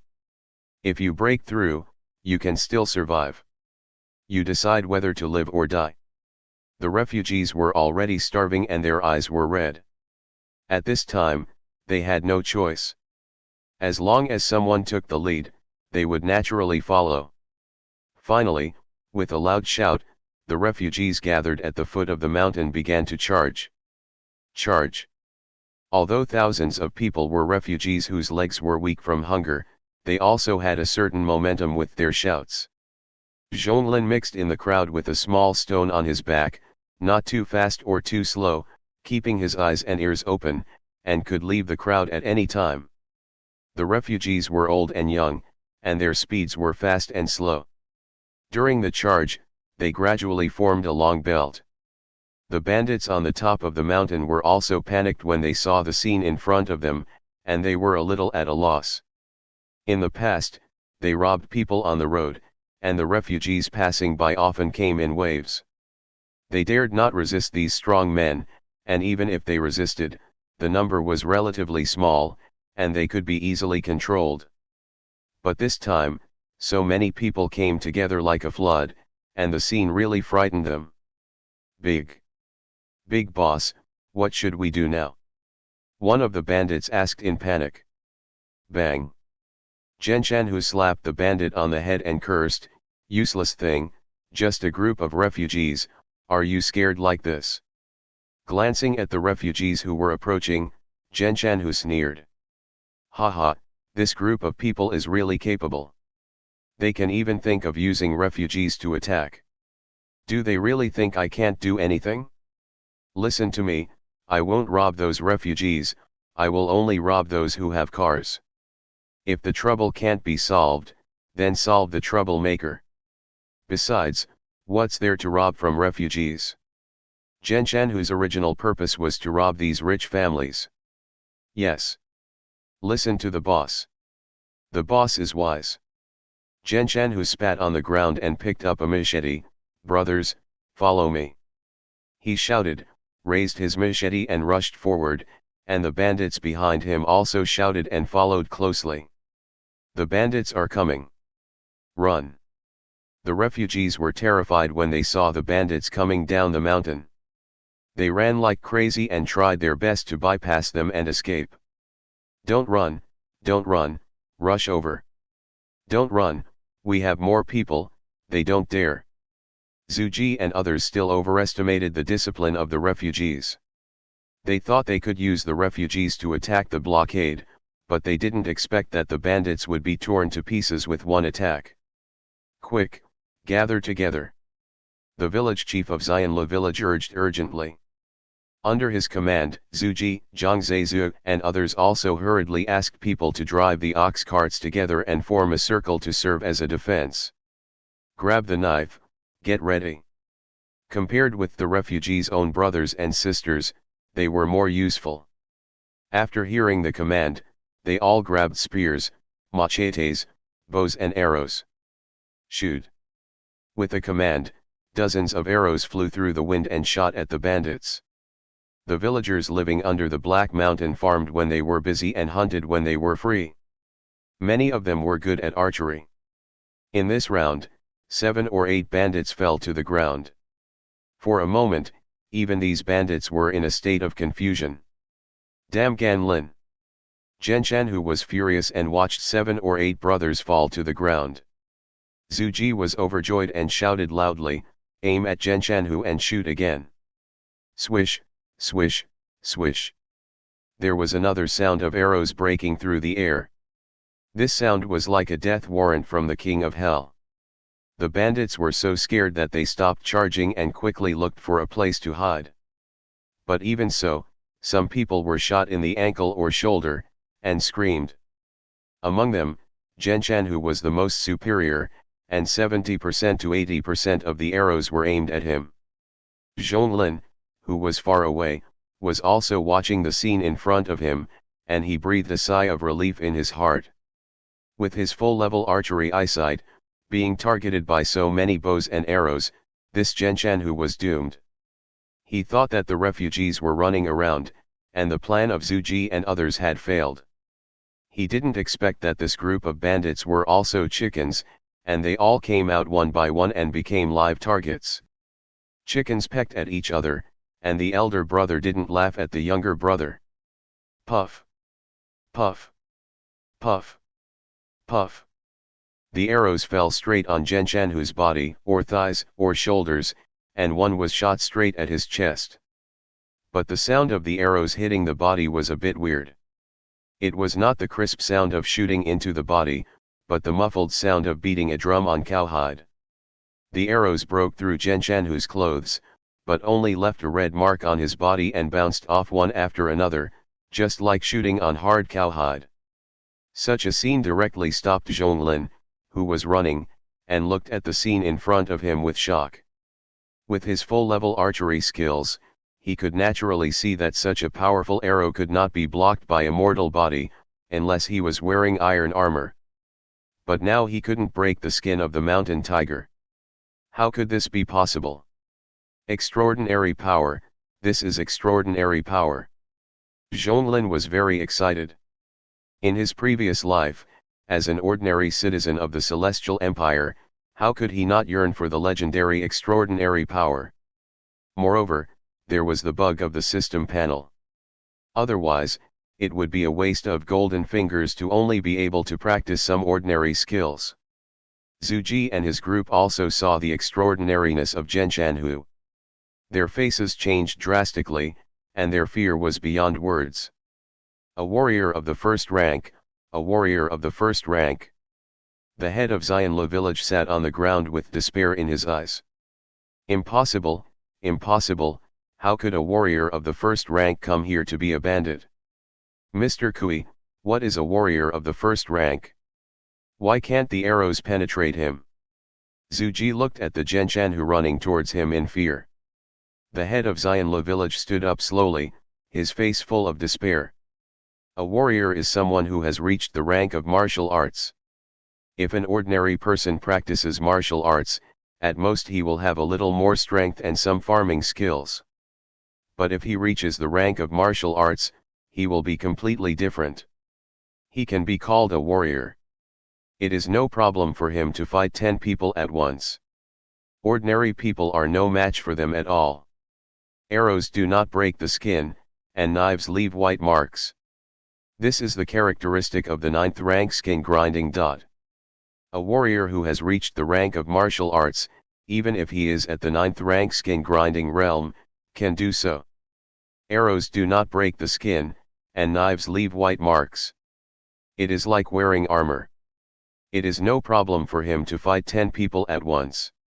Warrior, reaching the rank, skin grinding. Zhonglin listened carefully, and he could not hide his excitement. This world really has extraordinary power. He, the old man is quite perceptive. Guys, surround them for me. No one wants to leave today. Genshanhu strode over with a ferocious face.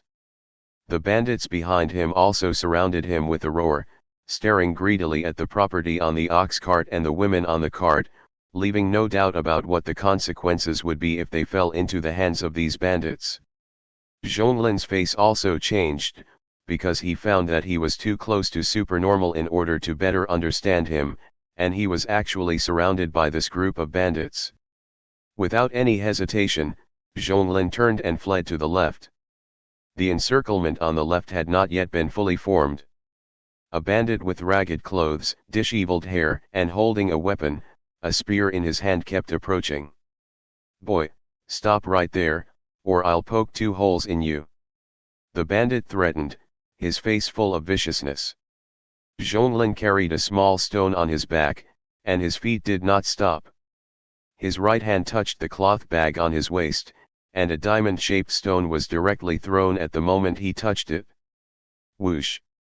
The two were only 7 or 8 meters apart. This distance was enough for the full-level locust stone skill to hit wherever he pointed. Under Zhonglin's control, it went straight to the bandit's face. "Ah! My eyes!" The bandit fell down, blood dripping from his fingers, and he kept screaming. Zhonglin took the opportunity to flee to the distant forest with a small stone on his back. This scene seemed to take a long time, but it was only a moment. The screams of the bandit attracted the attention of Genshanhu. "Damn waste, surround him for me!" Genshanhu roared. The previous round of arrows had caused him to lose 7 or 8 brothers.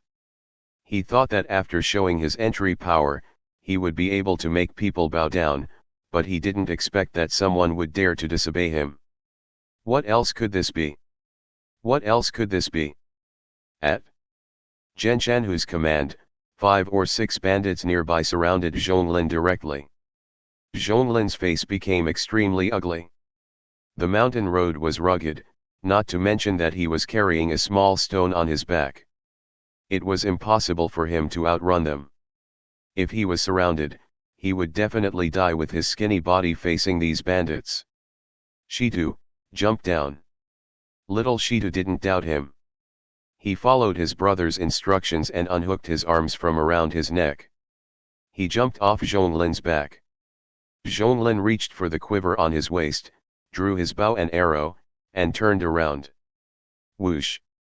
Suddenly, a cold arrow shot from the side and headed straight for the mountain tiger. It was too sudden, and the angle was too tricky. Zhenshanhu didn't expect that Zhonglin would not think of running away at this time, but would shoot arrows at him instead, and the angle was so tricky and the speed was so fast that he had no chance to dodge. He only saw the arrow getting bigger and bigger in his eyes. Zhenshanhu only felt a stinging pain in his right eye, and the next moment the arrow went straight through his eye socket and pierced his skull, revealing half of the arrow tip from behind his head. Big boss! The bandits were stunned and horrified. These cold arrows were shot out of nowhere and no one was prepared, even Zuji, Kui Lao and others were full of disbelief. The moment before, it was said that the 9th grade warriors could not be penetrated by arrows, and could only be cut by knives.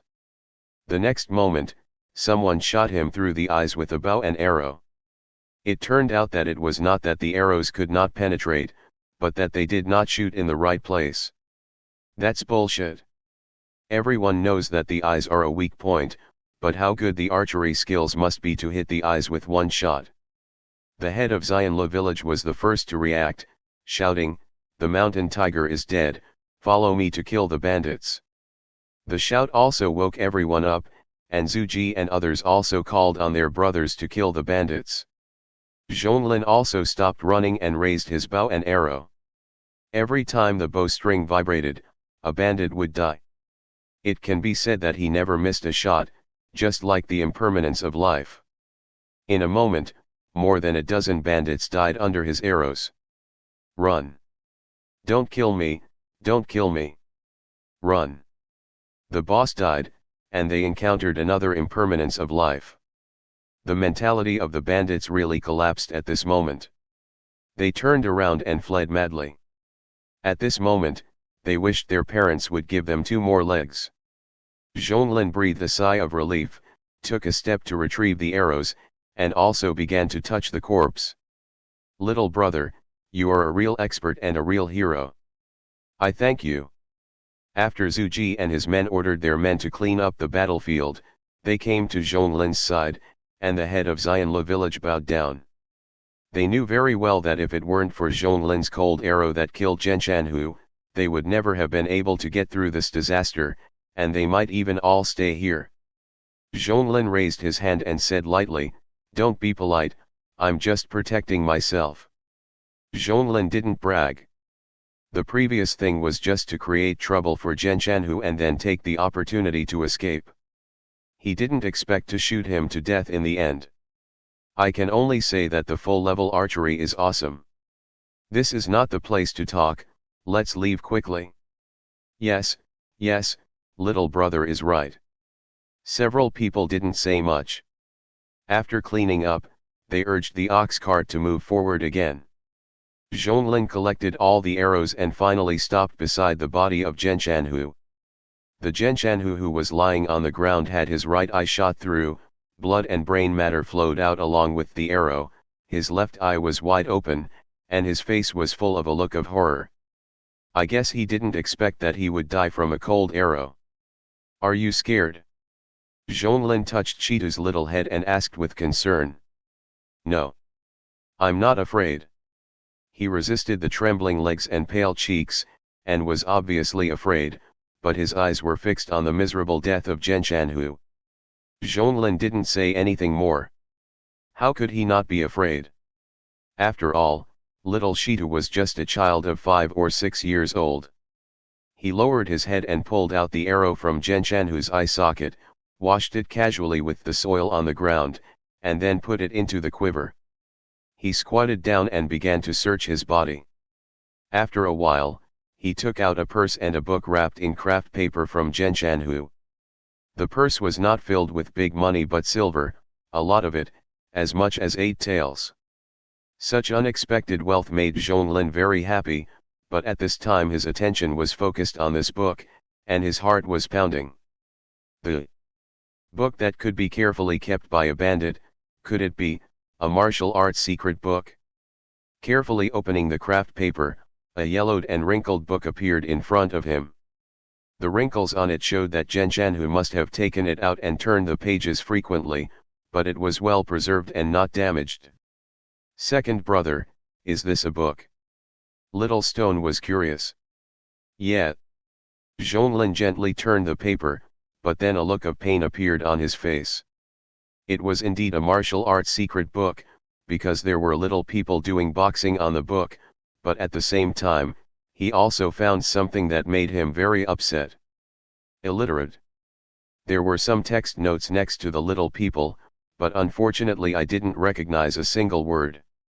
I thought I was a college student who graduated from a 211 university in my previous life, but now I have become illiterate. Zhonglin complained helplessly. In his previous life, he was just a mountain villager. How could he have come into contact with words? Without general education, words were a monopoly and only mastered by people of a special class. It was normal for him to be illiterate. Although there were little people drawn beside them, Zhonglin did not dare to practice them casually before he understood the meaning of these words. Haven't you seen that there was once a Taoist martial art that turned the 9-yin divine claw into the evil 9-yin white bone claw? He didn't want to become paralyzed while practicing. Helplessly, he wrapped the book again and stuffed it into his arms, carrying the small stone on his back and walked away quickly. "If you don't mind, you can let your brother sit on my ox cart." Zhonglin thought for a while and put the small stone on one of the ox carts. Even if the little guy was malnourished, he still weighed 40 or 50 kilograms. It was still very tiring to carry him for a long time. "My last name is Kuisian. May I ask your name, little brother? If it weren't for your help this time, my family would have died in the mountains." Kuisian asked with a bow. Zhonglin, meet Mr. Kui. Kuisian was in his 50s, so it was not an exaggeration to call him Mr. Kui. "Zhong? There aren't many people with the surname Zhong in Haishan, and most of them are from Xianyu village, Shanghe village, and Xiahe village. I guess brother Zhong is from one of these places. I didn't expect that such a sharpshooter could be raised in a small mountain village. It's really amazing." Kuisian stroked his beard and was full of admiration. Zhonglin looked at Kuisian in surprise. "Mr. Kui is really knowledgeable." "No, it's just that I have lived longer and know more than others. There was a severe drought, and I left my hometown. Now I am just a stray dog." Kuisian sighed for his life, feeling how difficult the world is. Zhonglin didn't want to talk about anything else, so he asked directly, "Mr. Kui, I just heard you talking about warriors, can you help me solve my doubts?" "Haha, it seems that you are also quite curious about warriors." "I don't know much, but I can help you solve my doubts," Kuisian said seriously. "So-called warriors are people who practice martial arts, but ordinary people who practice farming skills are at most called warriors, and only those who enter the rank can be called warriors." "What is the rank?" Zhonglin looked very interested. "I don't know this very well. I only know that when people who practice martial arts reach a certain level, they will break through the limit and gain extraordinary power, commonly known as entering the rank. It is said that warriors are divided into 9 ranks. The 9th rank warrior is called the skin-grinding realm, with hundreds of pounds of strength. The most important thing is that his body is like cowhide, like armor, just like the mountain tiger. Arrows can't break his skin, and knives will leave white marks. Arrows shot at his body are like shooting at cowhide. As long as you miss the weak point, you can't break the defense at all.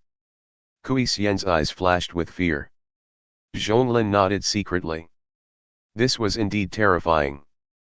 You have to know that in the ancient Chinese dynasties of the previous life, it was no problem to hide swords in the house, but if you hid armor, it was basically equivalent to treason. If a person is wearing armor and holding a sword, he can chase dozens of people after a little training, and if he has hundreds of armored troops, he can even influence a battle of tens of thousands of people. Now if a warrior enters the rank, it is like wearing armor, which shows how powerful the 9th rank warrior is. The 8th rank is called Yujin realm. In this realm, the fascia is strong and flexible, the burst is fierce, and the body is agile. The next 7 ranks are called Duanga realm. In this realm, the bones are like fine steel and have infinite strength.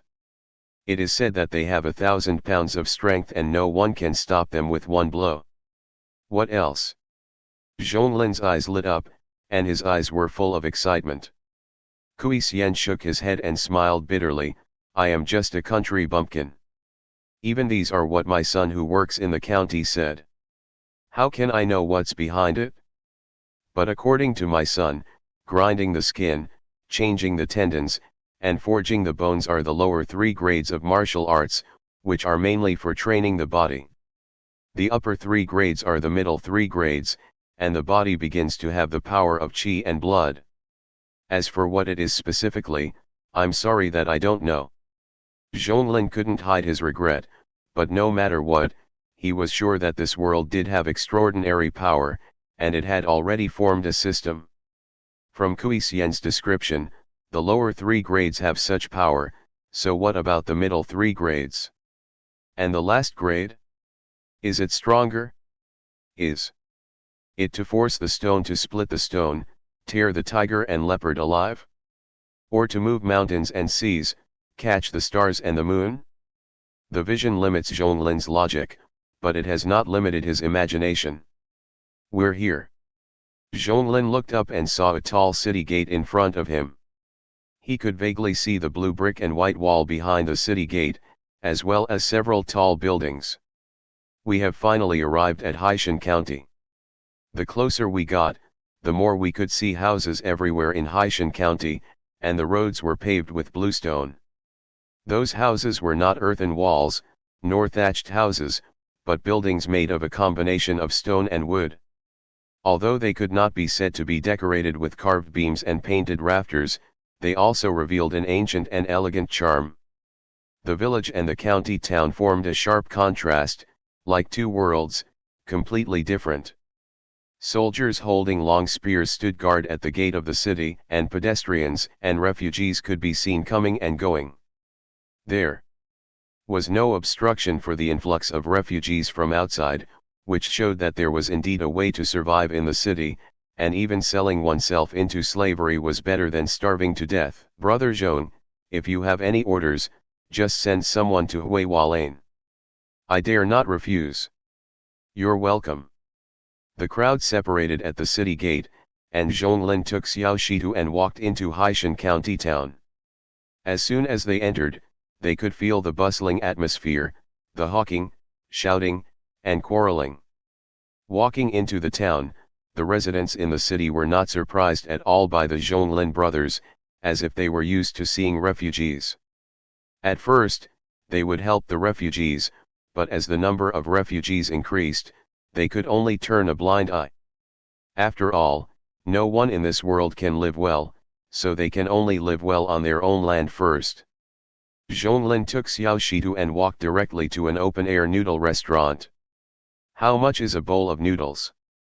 Zhonglin asked.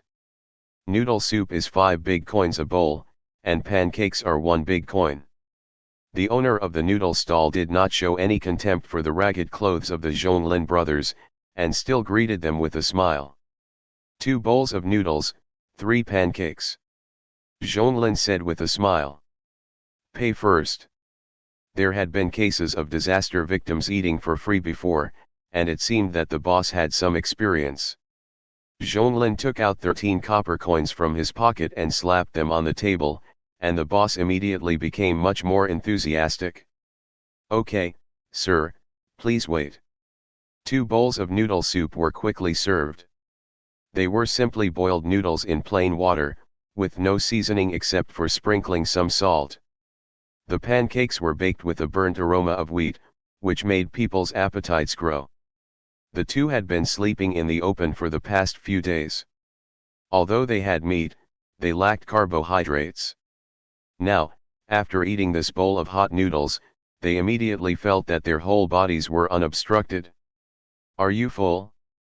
If not, ask for more. Zhonglin asked with a smile to Xiao Shitu, who had finished the last mouthful of soup in the bowl.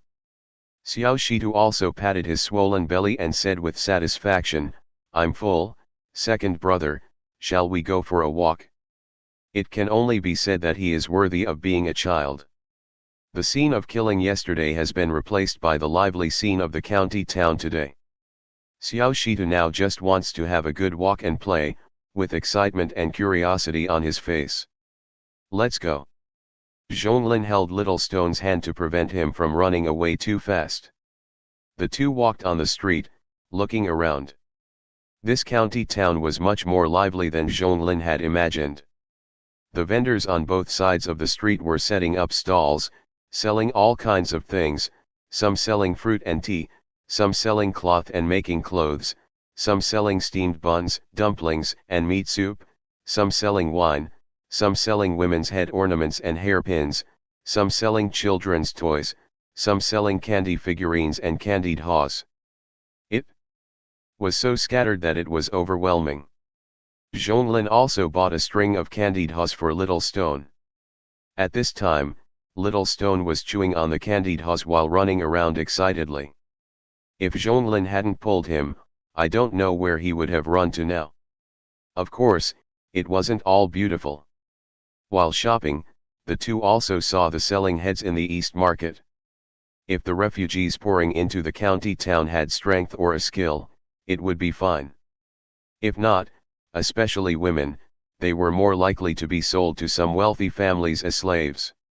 If there is a choice, no one wants to be someone else's slave, but they have no choice.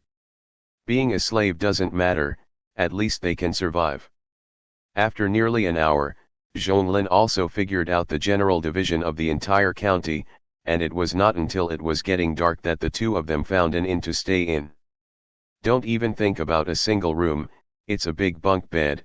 In simple terms, it's a big room, bigger than a basketball court. There is no bed in the room, the ground is covered with layers of straw, the whole room can accommodate hundreds of people. After entering, just find a place to lie down and sleep. A night is only 3 big coins. The two chose a corner to lie down, and Xiao Shitu soon fell asleep. Not far from Zhonglin, there were many people staying, some lying down to sleep, some sitting on the floor. In the corner, a baby was crying, and a woman had to turn her back to the wall to unbutton her clothes to breastfeed. Resisting the various smells coming from the room, Zhonglin thought about his future. Since he knew that there was martial arts practice in this world, he would never miss it. However, he also learned from Kui Xian that the most convenient and simple way to learn martial arts was to spend money to enter some martial arts halls, but the cost was not small. Zhonglin had some silver money on him. His predecessor had saved some, the whale money given by the villagers of Xiahe village, and the money he stole from Zhenshanhu, which added up to about 9 taels. This money was far from enough to practice martial arts in the martial arts hall, so he still had to increase income and reduce expenditure. So what we have to do now is to gain a foothold first, then make money, and learn to read. Zhonglin thought to himself. Zhonglin had a boxing manual in his arms, but he didn't dare to practice it. Who knows if there are other important things in the text introduction? If he practices it wrong, it will be troublesome. While thinking, he felt sleepy. He yawned and fell asleep. He had been traveling in the wild for the past few days, keeping watch every night and taking a nap during the day. He was seriously sleep deprived. Now that he had finally arrived in the county town, he relaxed and finally couldn't stand it. Nothing happened that night. Early the next morning, Zhonglin was awakened from his deep sleep by a noise. He opened his eyes and found that the guests in the big bunk bed had already gotten up and left the inn. Zhonglin also yawned and sat up from the straw. He touched his body and found that his purse was still there, and he hadn't encountered any thieves. He woke up Xiao Shitu and went to the courtyard to wash his face with well water. Instantly, his sleepiness disappeared. Let's go and have something to eat first. The inn provides breakfast, but you have to pay for it yourself. The two ordered 2 bowls of rice porridge and 5 large vegetable buns, and ate them up in a hurry. Shopkeeper, I want to ask you something. My 2 brothers are here to escape and we want to find a place to stay. It's not a big deal to rent an inn every day. Do you know where to rent a house? It doesn't need to be too big, just enough for my 2 brothers to live in.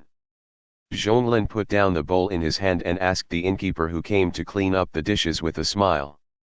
Rent a house.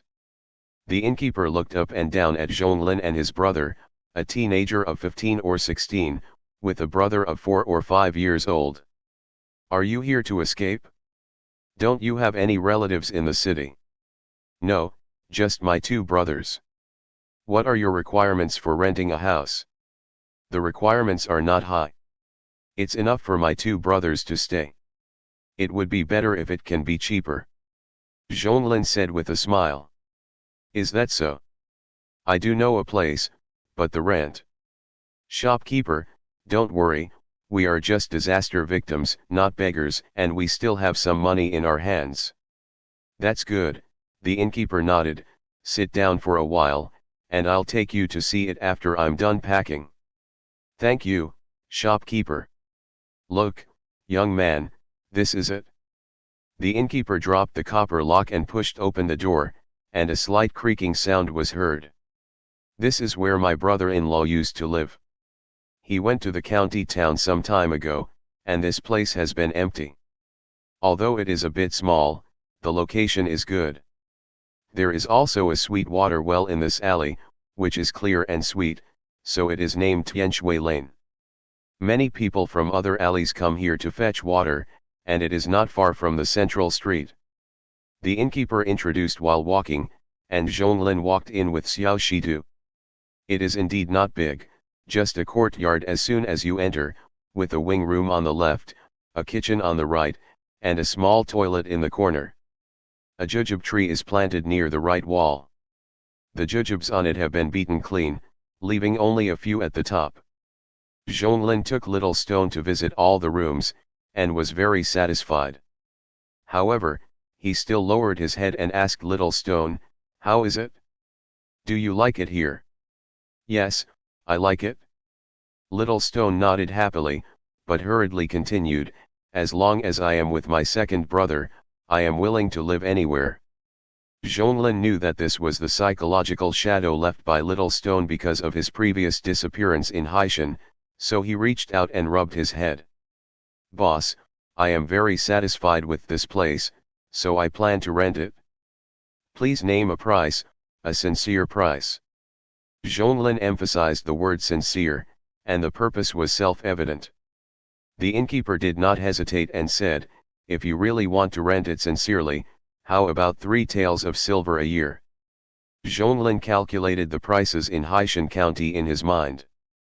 The exchange rate of 1 tael of silver was 1,000 big coins, but this was the official price. There were various fluctuations according to the prices in various places, which was about 800 big coins. 5 big coins could buy a bowl of noodles, so 3 taels of silver was indeed not expensive. Okay, then 3 taels. I have another condition. You have to pay me 3 taels of silver at once. That means you have to rent for at least 1 year. If you check out in the middle, I won't refund you the money. The innkeeper said. Okay. Seeing Zhonglin agreed, the innkeeper smiled and turned to prepare the contract. Soon, the two of them pressed their fingerprints and paid the rent. Let's go buy things. We'll live here in the future. Zhonglin said with a smile. Yeah. Little Stone also nodded excitedly and pulled Zhonglin to the street outside. It took half a day for people to buy some daily necessities, such as mattresses and quilts, pots and pans and firewood, rice, oil and salt. These are necessities of life and indispensable. 9 taels of silver can be said to be a huge sum of money in Xiahe village, but in Haishan County, only 4 taels were left in just one day, which made Zhonglin sigh that there was not enough money to spend. It's not easy to live. Zhonglin sighed. Although he sighed, he should save what he should save and spend what he should spend. Some money must not be less, such as food. Both of them were seriously malnourished. Zhonglin was as thin as a bamboo pole, and Xiao Shitu had a big head and a small body, with dry and yellow hair. Therefore, they must not save money on food, but eat better than ordinary people, so as to make up for the previous deficit. Kitchen. Xiao Shitu used a wooden stick to pick up the fire under the stove to make it burn more vigorously. At the same time, he kept looking up and staring at the movements of Zhonglin's hands, and kept breathing in his mouth and nose, smelling the meat aroma that filled the kitchen. Second brother, is it ready? Okay, let's eat. A simple dish of stir-fried vegetables with meat. The meat was specially bought pork belly, with fat and lean meat.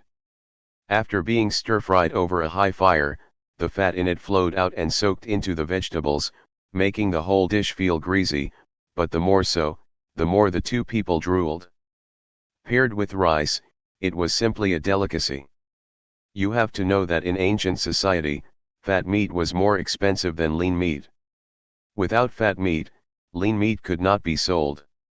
Of course, offal is also a high-quality protein. It's a pity that Zhonglin doesn't know how to remove the fishy smell, otherwise it would be more cost-effective. What a pity for the fried large intestine. After dinner, Xiao Shitu went to wash the dishes consciously, while Zhonglin found a few stones and threw them at the dates on the top of the jujube tree. With the sound of snapping, dozens of green dates on the top fell. It tastes good and is quite sweet. It can just relieve the greasiness. Shitu comes to eat dates. Here. Haishan County, East Market, Shui Mozai. Shui Mozai mainly sells pens, ink, paper and inkstones, and also sells printed books. Zhonglin came here after asking around. Zhonglin stared at the 3 words Shui Mozai with his eyes, looking at the stroke structure of these 3 words, and comparing them with Chinese characters in his mind. Of course, there is no connection between the two, but it is certain that the characters in this world are pictographic. No, I still need to systematically learn the characters of this world. It is easy to make semantic errors just by comparing. Zhonglin shook his head and stopped staring at the 3 words. There are several stalls on the streets on both sides of the door of Shui Mozai. There are pens, ink, paper, and inkstones on the tables. Some scholars write letters for others, draw pictures, and some copy books and sell them. But their business is not very good. After all, the productivity in this era is not high, and the living standard and education level are not good. Poor families can only ask people to pass on a message, and few write letters. Therefore, these scholars make more money by copying books for the Shui Mozai behind. Zhonglin has been hanging around here for 2 days, and his eyes are more focused on the scholars who paint. Compared with writing letters, scholars with painting skills lie better. Those who write letters sometimes only write 3 letters a day. Writing letters is different from selling calligraphy. It is impossible to sell them by word. According to Zhonglin's observation, a letter is only 3 big coins. Only the scholars who paint are different. Not only do they have good business, but they also charge high prices. Most of their customers are old people and children. After understanding, the old people paint more portraits of the deceased, while the children paint pictures similar to the 100-day portraits. An old man and a child, one dead and one alive, These two groups are also the most profitable. After Zhonglin walked around, his footsteps stopped in front of a scholar's stall with the best business. The scholar was thin and tall, wearing a green robe, and his hair was tied up on his head with a wooden hairpin. At this time, he was concentrating on painting. After a while, the painting was completed. The owner of the painting was an old man with gray hair, sitting on a chair with a serious face. "It's done. Thank you, Mr. Su, I am very satisfied." The scholar handed the painting to the customer and took the money back. Zhonglin was sharp-eyed. Although it was only a moment, he could see that the scholar charged 3 coins of silver, which was 2 or 300 coins. The scholar only took 2 incense sticks, or half an hour, to finish the painting, and earned 2 or 300 yuan, which made Zhonglin envious. The scholar looked up at Zhonglin for a moment and smiled. "Why, you also want to sell paintings?" Zhonglin was startled. Is his intention so obvious? As if knowing Zhonglin's doubts, the scholar straightened up and smiled indifferently. "You have been hanging around here for 2 days, and you haven't made up your mind yet." Zhonglin was startled. He thought he was hiding well, but he didn't expect that he had been discovered long ago. Compared to writing letters for others to sell paintings, it is indeed a good way, but if you sell here, you can only make a living. If you want to make more money, you have to find another way. The scholar said leisurely. Although he didn't know why the scholar said these words to a stranger like him, Zhonglin still hurriedly bowed and said, "Please give me some advice, young master." "Nuangxianglu." The scholar uttered 3 words. Zhonglin knew this place after a little thought, mainly because this place was too famous. He didn't know how many times he had heard of it openly and secretly since he came to Haishan County. The so-called Nuangxianglu is actually a brothel, and it is a relatively high-end brothel, not the kind of secret door that opens the door and leaves after a few minutes of sex. This Nuangxianglu is favored for its warm and comfortable atmosphere, high-quality performances, and meticulous service. It can be said that it is the favorite place for literati and wealthy nobles in Haishan County. It is said that the dancers in it can get hundreds of taels of silver in rewards after a dance. Zhonglin's eyes lit up. The scholar was right. Painting for ordinary people can only make a few coins at most, but if it is the dancers in the Nuangxianglu, it is different. They may be rewarded with a few taels of silver at will. "Why don't you go, young master?" Zhonglin asked curiously. The scholar looked down at his right hand and sighed, "I hate that I was born with a pair of wonderful hands." After that, he ignored Zhonglin and lowered his head to continue painting. Zhonglin did not entangle more and turned away. Seeing Zhonglin disappear at the intersection, another scholar who was copying books for others at the stall next to Su scholar teased, "Su Hung, when did you become so kind-hearted? You are still giving directions to others. Aren't you afraid that he will steal your business?" Scholar Su Hung looked up at Zhonglin's departing back and said disdainfully, "I'm not afraid that he will steal my business, but I think he is an eyesore standing here. He has dark skin, prominent finger joints, and calluses on his thumb and index finger. At first glance, he is a hunter who jumped out of some mountain valley. I'm afraid he doesn't even know what the sage's books look like. He still wants to learn to paint from others. It's simply a disgrace to the civilized world." "That's not necessarily true. What if he has the skills? Just like the mounter Wangji in the west of the city, although he is blind and lame, and can't read, his copying skills are amazing to us," the scholar retorted. Su Hung smiled slightly. "Even if he has a family painting skill, it doesn't matter. That's Nuangxianglu." The scholar's face changed, as if he thought of something, and shook his head and said no more. Sweetwater Lane. Zhonglin returned with a bunch of brushes, paints, and drawing paper. He didn't care about eating. He went straight into the study room converted from the west wing, and then moved a stool over to let the small stone board stand upright as a model. Zhonglin has not been wandering around these days, but looking for business opportunities to make money. Without capital, strength, or skills, he finally aimed at the painting industry. The painting skills of this era are similar to the ancient ink splashing and freehand painting, which emphasizes meaning rather than form. Zhonglin looked at the paintings of Su Shu's Hung, which were extremely vivid and amazing. It can't be compared with Chinese painting, but we can find another way.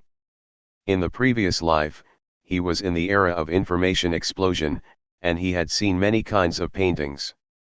Compared with freehand painting, Zhonglin planned to make a three-dimensional painting with fine brushwork, which highlighted one word, like. It was as good as a camera.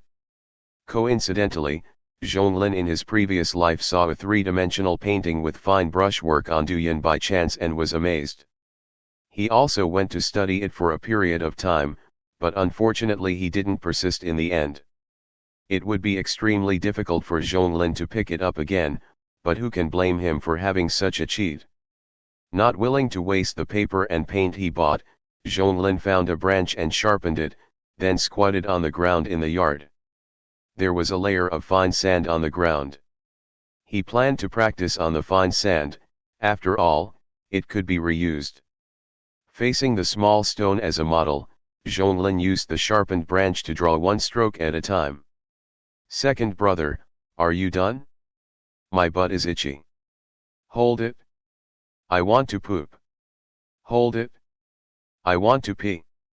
Why are you so troublesome? Hold it for a while. Zhonglin put down the branch in his hand for half an hour. There was an outline of a small stone on the sand, but this was not the point. Zhonglin couldn't wait to call up the system panel. Host, Zhonglin. Skills, archery, full level, locust stone, full level, stereoscopic painting, primary. Skill points, infinity. Okay, I finally formed a skill, give me some points. Zhonglin was overjoyed. With an order, the infinity symbol on the skill point shook, and the primary in the brackets of the random stereoscopic painting became full level. Then a wave of memories filled Zhonglin's mind. In his memory, he painted every day, 24 hours a day, and he painted non-stop except for eating and sleeping. Leaves, flowers, rocks, cats and dogs, people. One object after another, one person after another, all appeared under his pen. As time passed, his paintings became more and more realistic.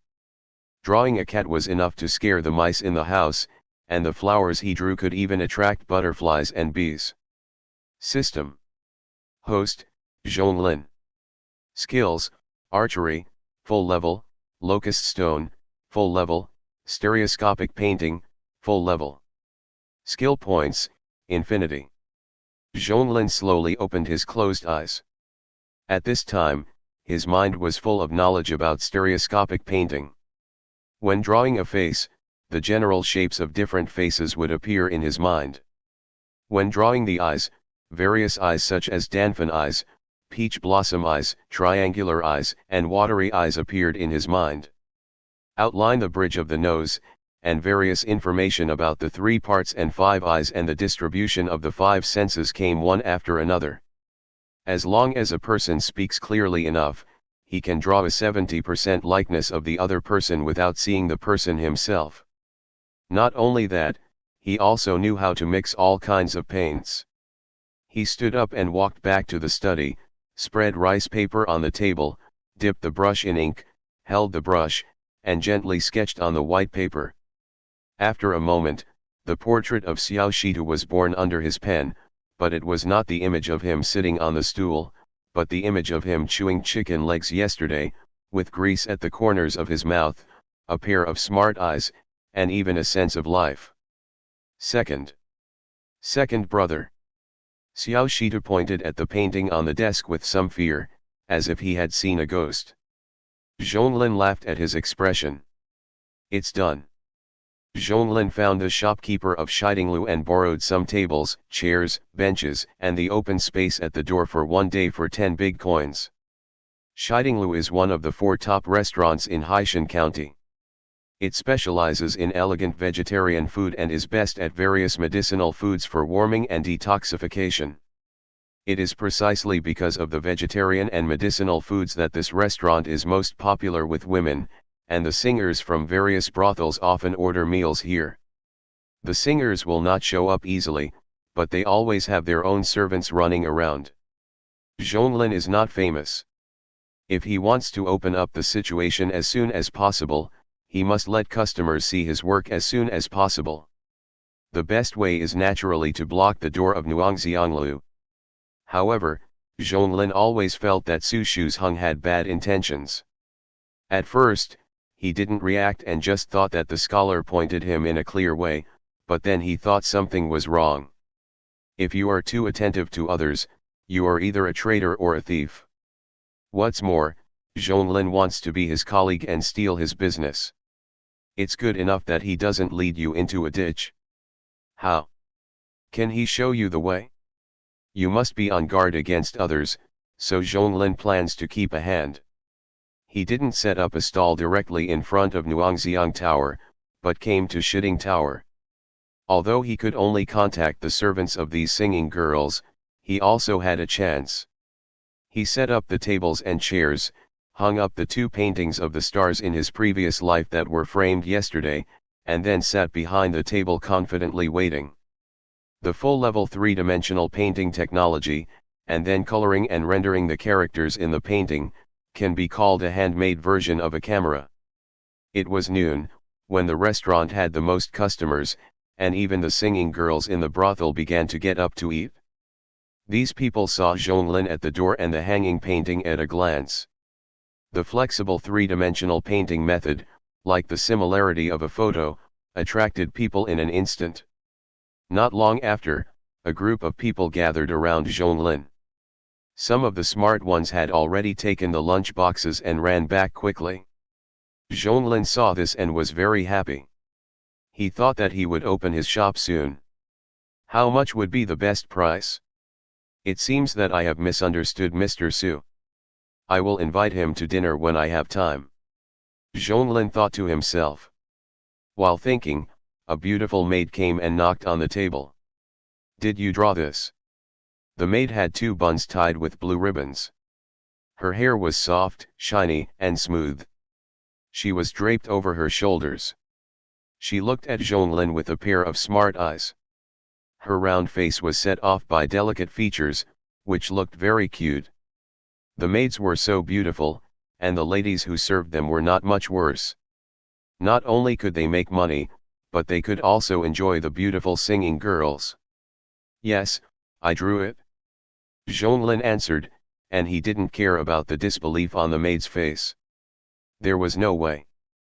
Zhonglin did not have the temperament of a painter at this time. He was thin, dark-skinned, and full of the breath of a wild and unruly boy. It was very different from the temperament of a weak scholar. It is really hard to believe that such a person could draw such a painting. Zhonglin laughed and said, I will know once I draw it. Can this thing be faked? The maid took another look at the lifelike portrait, nodded and said, come with me. Business is coming. Zhonglin was overjoyed. He quickly rolled up the scroll, put away the brush and ink and followed him up. As for the tables and chairs, there is no need to worry. The waiter of Shidinglu is watching them. He had been staring at him before, fearing that Zhonglin would secretly move them away. Zhonglin left with the painting, and the onlookers also dispersed. Nuangxianglu was built next to the moat, and the moat was connected to the Baisha River outside the city. The environment is extremely beautiful. Zhonglin followed the maid and walked into the Nuangxiang building. He was quite curious about this brothel, as it was an ancient club. There was a hall at the entrance. In the center of the hall was a stage about 1 meter high. It was obviously used by the dancers to perform. There were some tables and chairs around the stage. The closer to the stage, the looser the tables and chairs were placed. The outer area was relatively tight. Upstairs were private rooms. There were no doors in the private rooms, but they were blocked by screens. You could look down and see the entire stage. There was no noise as imagined. There were only a few servants mopping the floor. After all, it was only noon, and the busiest time for the brothel was at night. "Don't walk around, follow me." The maid turned her head and told Zhonglin, then continued to twist her waist around the stage, walked out of the hall, and walked towards the small courtyard behind. "Xiaoxiu, who is this?" A middle-aged man appeared from the corner while walking, frowned at Zhonglin's figure, and asked. "Meet Manager Zhang." The maid Xiaoxiu bowed and said, "This is the painter I found for the young lady." "Painter? Him?" Manager Zhang looked Zhonglin up and down with a strange look on his face. "This country boy is a painter? Are you kidding me? Do you think I'm blind?" "Manager Zhang, he is indeed a painter. I met him in Shitting Building. His paintings are so lifelike that it's like a real person walked out of the painting. Miss usually likes self-portraits the most, so." "Okay."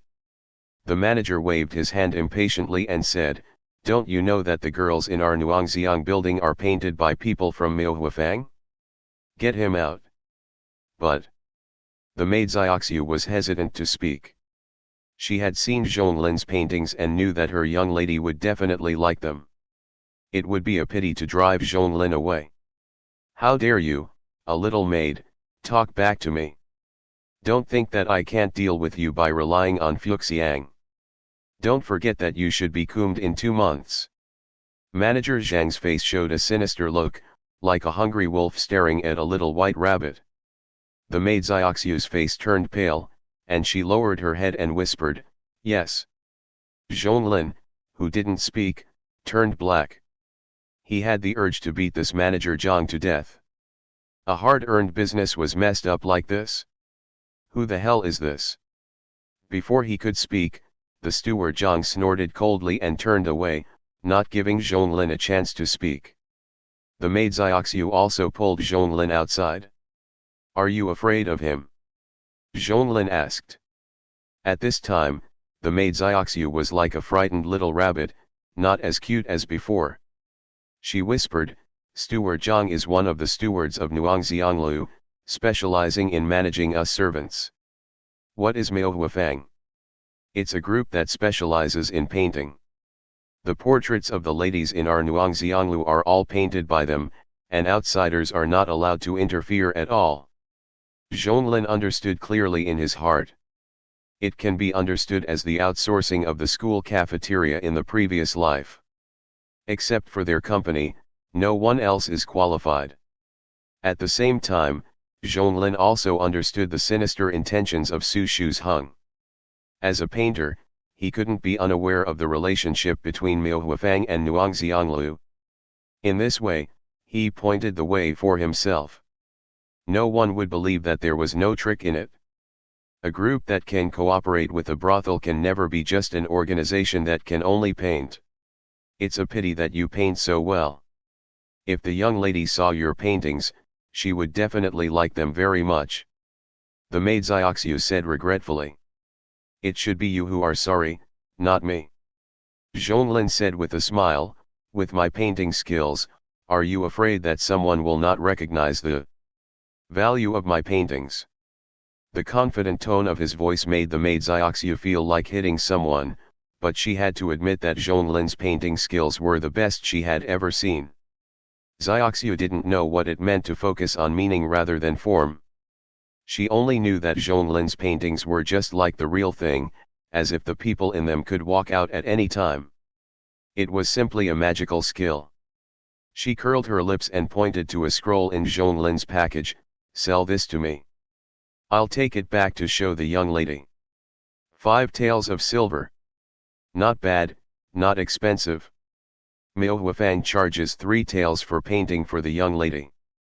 Your paintings are so beautiful, 5 taels of silver is not expensive." As she spoke, the maid Xiaoxiu took out a grain of silver from her purse, no more, no less, just 5 taels. Zhonglin reached out to take the silver and handed over the scroll. Zioxiu slowly opened the scroll again and looked at the beauty in the painting.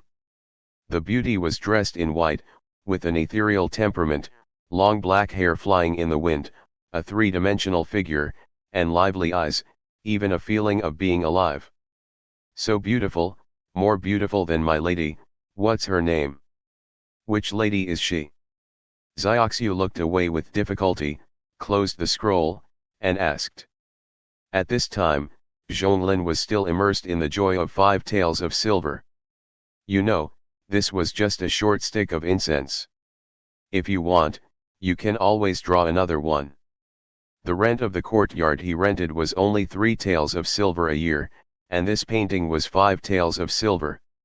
With this skill, you don't have to worry about not having food. Hearing the question of the maid Zioxiu, she casually said, "This is Xialongnu, not someone's lady. I saw it in my dream and then drew it." Seen in a dream? No wonder it's so ethereal and full of fairy spirit. How can ordinary people raise such a beautiful woman? The maid Zioxiu sighed and turned back to the Nuangxiang tower behind her. Zhonglin also put away his 5 taels of silver and strode away. He had earned 5 taels of silver for the first time in business, so he had to reward himself. Let's go to a restaurant. Excuse me, are you Mr. Zhong? A carriage suddenly stopped in front of Zhonglin, and a tall and thin old man in his 50s got off. Who are you? I heard that Mr. Zhong is a master of painting, so I specially came to invite you to paint for my master. Please move. The housekeeper was not at all rebellious because of Zhonglin's young age. His tone was full of gentleness, which made people feel that he was worthy of being the housekeeper of a wealthy family. Painting is fine, the fee. Don't worry, Mr. Zhong, if your painting satisfies the master, you will never be treated unfairly. Okay. Zhonglin stepped into the carriage and headed towards the city along the street. Sitting in the carriage, the housekeeper was taciturn and closed his eyes to rest. Zhonglin didn't know how to talk to him, so he looked out the window at the scenery. As the carriage moved, the buildings on both sides of the street became more orderly, and the people passing by were obviously better dressed. The ground streets were paved with bluestone, and the houses changed from small houses to large courtyards. After about a quarter of an hour, the two came to a red-painted gate. Above the mansion was a large plaque with the 2 characters Lu Mansion written on it. Mr. Zhong, please. Following the housekeeper through the side door, Zhonglin was impressed by the fake mountains and water, pavilions and towers along the way. It was indeed a wealthy family. Soon, he was led to the inner courtyard by the housekeeper. 7 or 8 maids and servants were waiting on the side. Some carried basins, some held towels, and some carried food boxes. As soon as he entered the house, a strong smell of medicine hit his nose. The housekeeper explained in a low voice, "Mr. Zhong, please forgive me. My master is terminally ill.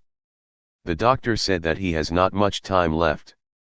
I invited Mr. Zhong to paint a portrait for my master, so that future generations can admire his appearance. Please rest assured, Mr. Zhong, I will give you a red envelope after the work is done." Housekeeper, has the painter been invited? A middle-aged man in his 40s in the house asked loudly when he saw Zhonglin and the housekeeper come in. "Master, the painter is here." "Him?" The middle-aged man looked at Zhonglin and showed his usual look of disbelief. Zhonglin did not say much. He took out the scroll behind him, showed half of it to the middle-aged man. This has become Zhonglin's business card. Sure enough, after seeing the painting in Zhonglin's hand, the middle-aged man's eyes lit up and nodded with satisfaction.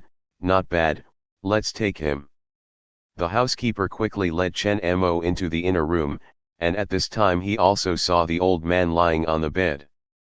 At this time, the old man's face was pale, his breathing was weak, and every time he breathed in his throat, it would make a dull sound like a broken bellows, making people have no doubt that he might kick his legs at any time. "Here it comes, cough cough." The voice was hoarse and weak, and he coughed violently after just saying one sentence. The old woman next to him stroked his chest for a long time before he calmed down. "Master, this is the painter I found for you." The housekeeper quickly stepped forward and whispered. "Such a young painter? Forget it, you like it, which means the painting is good. Let's start." Master Lu waved his hand with difficulty. "The finest brushes, ink, paper, and inkstone are ready. Please come, Mr. Zhong." Zhonglin was speechless at this time. His original target group was the young ladies in the brothel. Who knew that the business in the brothel was not successful, but he came here to paint the portrait. Life is really unpredictable, and the big intestines are wrapped in small intestines. Just paint. It's not bad to make money. Zhonglin did not sit down and write immediately, but turned his head to the housekeeper and said, "Please bring the clothes and accessories that Mr. Lu wears every day so that I can see them." The housekeeper looked at Zhonglin in surprise, and after asking for instructions, he did not arrange according to Zhonglin's request. Zhonglin ignored the others, walked to the bedside, and looked at Mr. Lu carefully. After a moment, he understood. Not long after, Mr. Liu's clothes were also delivered. Logically speaking, the portrait should be dressed up before painting, but it was a pity that Mr. Lu had no energy to do this at this time. He asked the housekeeper about Mr. Liu's usual state, temperament, habits, etc. After some operation, Zhonglin finally sat down and picked up the paintbrush. An hour later, Zhonglin slowly put down his brush and stood up. In fact, Zhonglin had almost finished the painting half an hour ago, but he had to respect the money given by others. "Mr. Zhong has a great hand." The housekeeper and Mr. Lu standing behind Zhonglin couldn't help but be moved after seeing the painting. The person in the picture has a full face, bright eyes, and meticulously combed hair. The overall image is very different from the dying old man on the hospital bed. But the two knew that this was the image of Mr. Lu in a healthy state, and the image in the painting was even younger than usual. "It's just manual Photoshop, basic operation, don't be stupid." Zhonglin was holding a small cloth bag on the carriage with a happy face. Inside was the fee given to him by the housekeeper of Lu Mansion, a full 10 taels of silver. He killed and set fire to Zhang Kun's family, plus the silver he got from the bandit leader's corpse, which only added up to 9 taels, which was several lives. But now, with just 2 paintings, he earned a full 15 taels of silver, which is more than 10,000 coins. In Haishan County, 300 coins are enough for a family of 3 for a month, and they are enough to eat well. 15 taels of silver can support a family of 3 for 4 or 5 years if saved a little. It can be said to be a huge sum of money. Now I can finally eat meat freely, and I can also pay for the tuition to learn to read. Zhonglin's joy was beyond words. He got off the car early at the East Market, ran to the butcher shop and bought 2 pounds of pork belly, and bought a big rooster on the way, and walked home with it. Zhonglin planned for himself that as long as the conditions were adequate, he would eat well and never go hungry.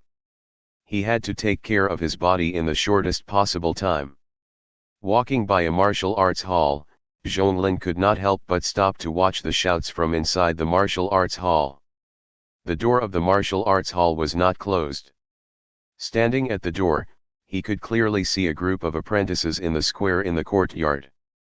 Some were lifting stones, all were piercing spears, and some were dancing with swords. The scene was in full swing. The name of this martial arts hall was Qingfeng Martial Arts Hall. Zhonglin had already inquired about it. The fee was very high, 30 taels of silver, no bargaining, and it was only for 3 months. If you want to continue to learn martial arts here after 3 months, you have to pay more. Zhonglin couldn't help but think of the phrase poor in literature and rich in martial arts in his previous life. 30 taels of silver. Most people really can't afford it. Don't worry, take your time. After returning home, Zhonglin made a pot of iron pot stew, added some dried beans and dried pumpkin slices as side dishes, and pasted some unpassed cakes with mixed flour around it. The moment the pot was opened, the rich aroma instantly filled the whole yard. Zhonglin and Xiao Shidu, who were lying in front of the pot, almost drooled. Eat, eat. After eating and drinking, Zhonglin took his pen, ink, paper and inkstone to set up a stall in Shidinglu again. He had rented tables and chairs for a day, so he couldn't waste them. After Zhonglin hung up another painting of Nai Xiaoqian, people gathered around him again in a short while. The novel three-dimensional painting, as if it was about to walk out of the painting at any time, attracted more and more people to watch.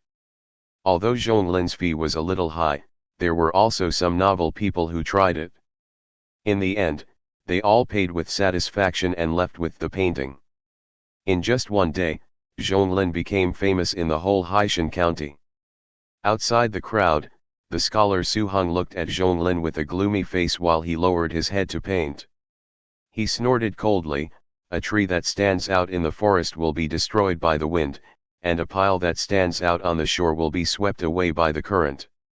Do you really think that you can make a name for yourself in Haishan County if you have talent?" In the evening, Zhonglin returned to Tianshui Lane with a relaxed and carefree look, holding a brush, ink, paper and inkstone in his left hand and a pork head he had just bought on the roadside in his right hand. Tianshui Lane, where Zhonglin lived, was located in the southeast of Haishan County. The houses here were all low-rise buildings, belonging to the civilian settlement area, and the roads were all small alleys with twists and turns. At this time, it would not be an exaggeration to describe Zhonglin as a horse galloping with triumph. In the afternoon, he painted a full 6 paintings next to the shitting building, charging 3 taels of silver for each painting, and earned another 18 taels of silver in the afternoon. Together with the 15 taels of silver in the morning, that means he earned 33 taels of silver in just one day, enough to enter the martial arts hall. "I'll stop after 2 days of painting. I'll find a scholar to learn how to read, and then go to a martial arts school to learn martial arts. If I run out of money, I'll continue painting." Perfect. Zhonglin made a short-term plan for the future. He didn't forget that he made money to get in touch with martial arts. After traveling through life, of course he had to live a carefree life. While thinking, he turned a corner and a tall, fat man came towards him. The other person's eyes were fixed on Zhonglin, and his face full of fat made people tremble. Zhonglin instinctively felt something was wrong, and he paused, turning around to exit the alley. But a short man stood up behind him, blocking the exit with a smile on his face. He was blocked. Zhonglin's mind was in a state of confusion. He had just arrived in Haishan County, and there was no way he would make enemies with anyone. He had never met these two people before, so there was only one reason. Zhonglin's face darkened, and he reached out and took out a cloth bag from his bosom and put it on the ground, saying, "Here is all the writing fee, can you let me pass?" Faced with the 2 big men blocking him, Zhonglin did not bring a bow and arrow. Under the condition of ensuring his own safety, the best way was to spend money to avoid disaster. "I will find a chance to settle the score later." The short and strong man behind him approached with a smile, saying, "Tisk tisk, boy, you are quite sensible. You dare to come to my territory to do business but don't know how to pay respects at the dock. Are you looking for death?" Zhonglin took a deep breath and bowed, saying, "I am new here and don't know the rules. I neglected the 2 masters. I hope you will forgive me. I will not take any of the writing fee today. I will give it all to the 2 masters as an apology. I will give my daily harvest to the 2 masters in the future." "Haha, Sing-san, did you hear that? This boy is really a talent. He has good eyesight. I like him." The short and strong man was full of satisfaction. He stepped forward and picked up the cloth bag that Zhonglin put on the ground. He weighed it in his hand and smiled even more when he felt the weight of it. He put the purse on his waist and patted Zhonglin's cheek. Every time, there was a snapping sound, and Zhonglin's face turned red after a few pats. Remember, my name is Qin Yang, also known as Master Qin. Seeing that your business is so good today, I won't ask for much. Just pay 20 taels of silver every day. Don't think about running away. I know where you live. You have a younger brother at home, right?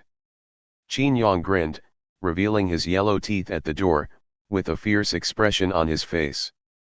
Zhonglin's heart suddenly turned cold, and a ball of anger rose from it, and the cold murderous intent swept through his body. With his head lowered, he hurriedly said, "Yes, yes, I will never forget it. Yes, don't think that 20 taels of silver is too much. Since you have paid the tribute, you are my Master Qin's man. If anyone troubles you in the future, just report my name, do you understand?" "Yes, thank you, Master. I'll wait for you here tomorrow, don't be too late." "How can I let you wait, Master? I'll just send you home directly, and I can also take the opportunity to get close to you, Master," Zhonglin said with a smile. "Haha, you are sensible. Not bad. I will send you home. Number 6, Huihua Lane. Don't forget it." Qin Yang laughed heartily and walked away. The strong man Xing San, who had been silent, followed closely behind him. When he passed by Zhonglin, he slapped him on the back of the head, causing Zhonglin to stagger and fall to the ground. He almost fell to the ground. "Haha, you little chicken." Zhonglin didn't get up from the ground until the two of them left the alley. There was no flattery on his face. His eyes were full of coldness and murderous intent. "You still underestimated the darkness of this world. I just want to live a good life. Why are so many people forcing me to do that? Brother, you're back. I've cooked the soup and have been waiting for you to come back for dinner." Little Stone came forward to greet him and took the pen, ink, paper and inkstone and the pig's head wrapped in paper from Zhonglin. "I slipped on the road just now. I'll go in and change my clothes. Put these things in the study and find a plate to put the pig's head on." He ran around tirelessly with his short legs. Zhonglin also went back to his room and changed into a grey shorts. He washed his face with clean water. The red handprint on his cheek had not completely disappeared, and a pain kept stirring up his anger. "I just want to live well and live freely. Since you don't want me to live, I'll kill you first." Zhonglin's face was full of cold murderous intent. "It's just killing people. It's not like I haven't killed before. When I killed the first person, I was still uneasy, and my heart became colder after killing more people. Sometimes killing is easier than hunting in the mountains. After all, hunting is not only about finding prey, but also about preventing prey from escaping, while killing only requires one knife." Putting down the chopsticks in his hand, he walked to the door and looked at the sky.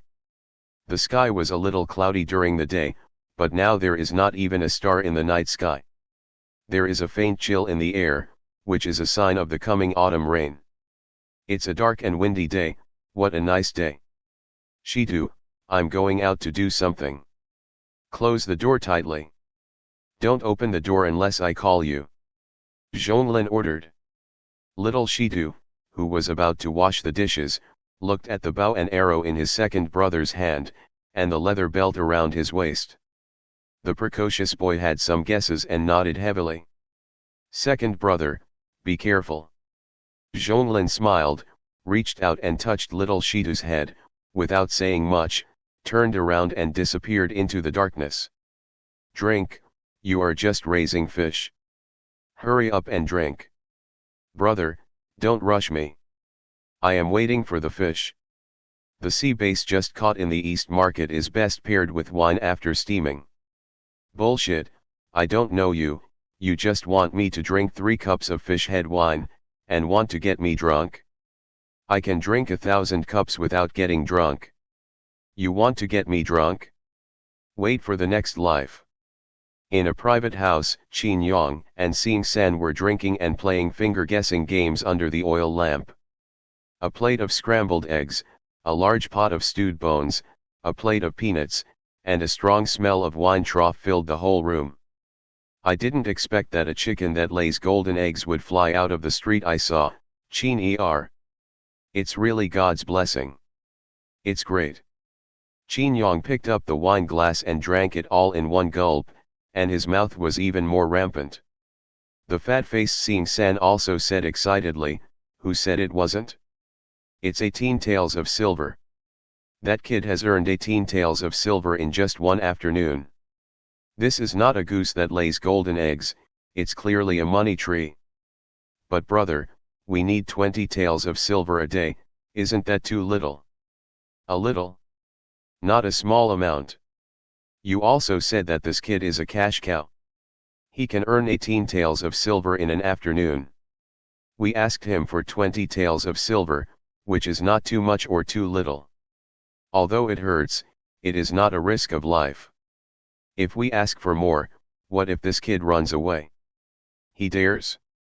I will break his legs, and then lock him in the house to paint every day, and we will sell it." Xing San slammed the table and shouted angrily. "Okay," Qin Yang's eyes were full of shrewdness, "we can't keep this cash cow. You have seen the boy's paintings. I haven't seen any better paintings than his in the whole Haishan County. Sooner or later, he will be noticed by those big shots, either becoming someone's guest of honor or someone's caged bird. What we have to do now is to make a good fortune before the kid is noticed by the big shots." This. Xing San's face was full of reluctance. 20 taels of silver a day. This was something he had never dared to think about before. The harvest in one day was equivalent to a normal year. How could he bear to give up such a cash cow? Qin Yang naturally saw that Xing San was unwilling, and warned him, "Xing San, I'm telling you, don't have any bad ideas. Do you know why I have lived in the Blackwater gang for so long, and became a leader, in charge of a street? Those who joined the gang with me died or were disabled, and now I am the only one left? The reason is that I am not greedy. I know what I should take and what I shouldn't take. Otherwise, sooner or later I will die in the stinking ditch. Got it?"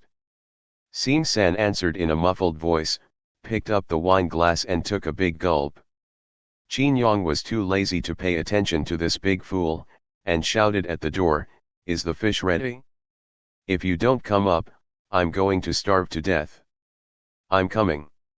A crisp and slightly charming voice came from the kitchen, followed by a woman wearing a red short-sleeved shirt and a blue horse-faced skirt underneath.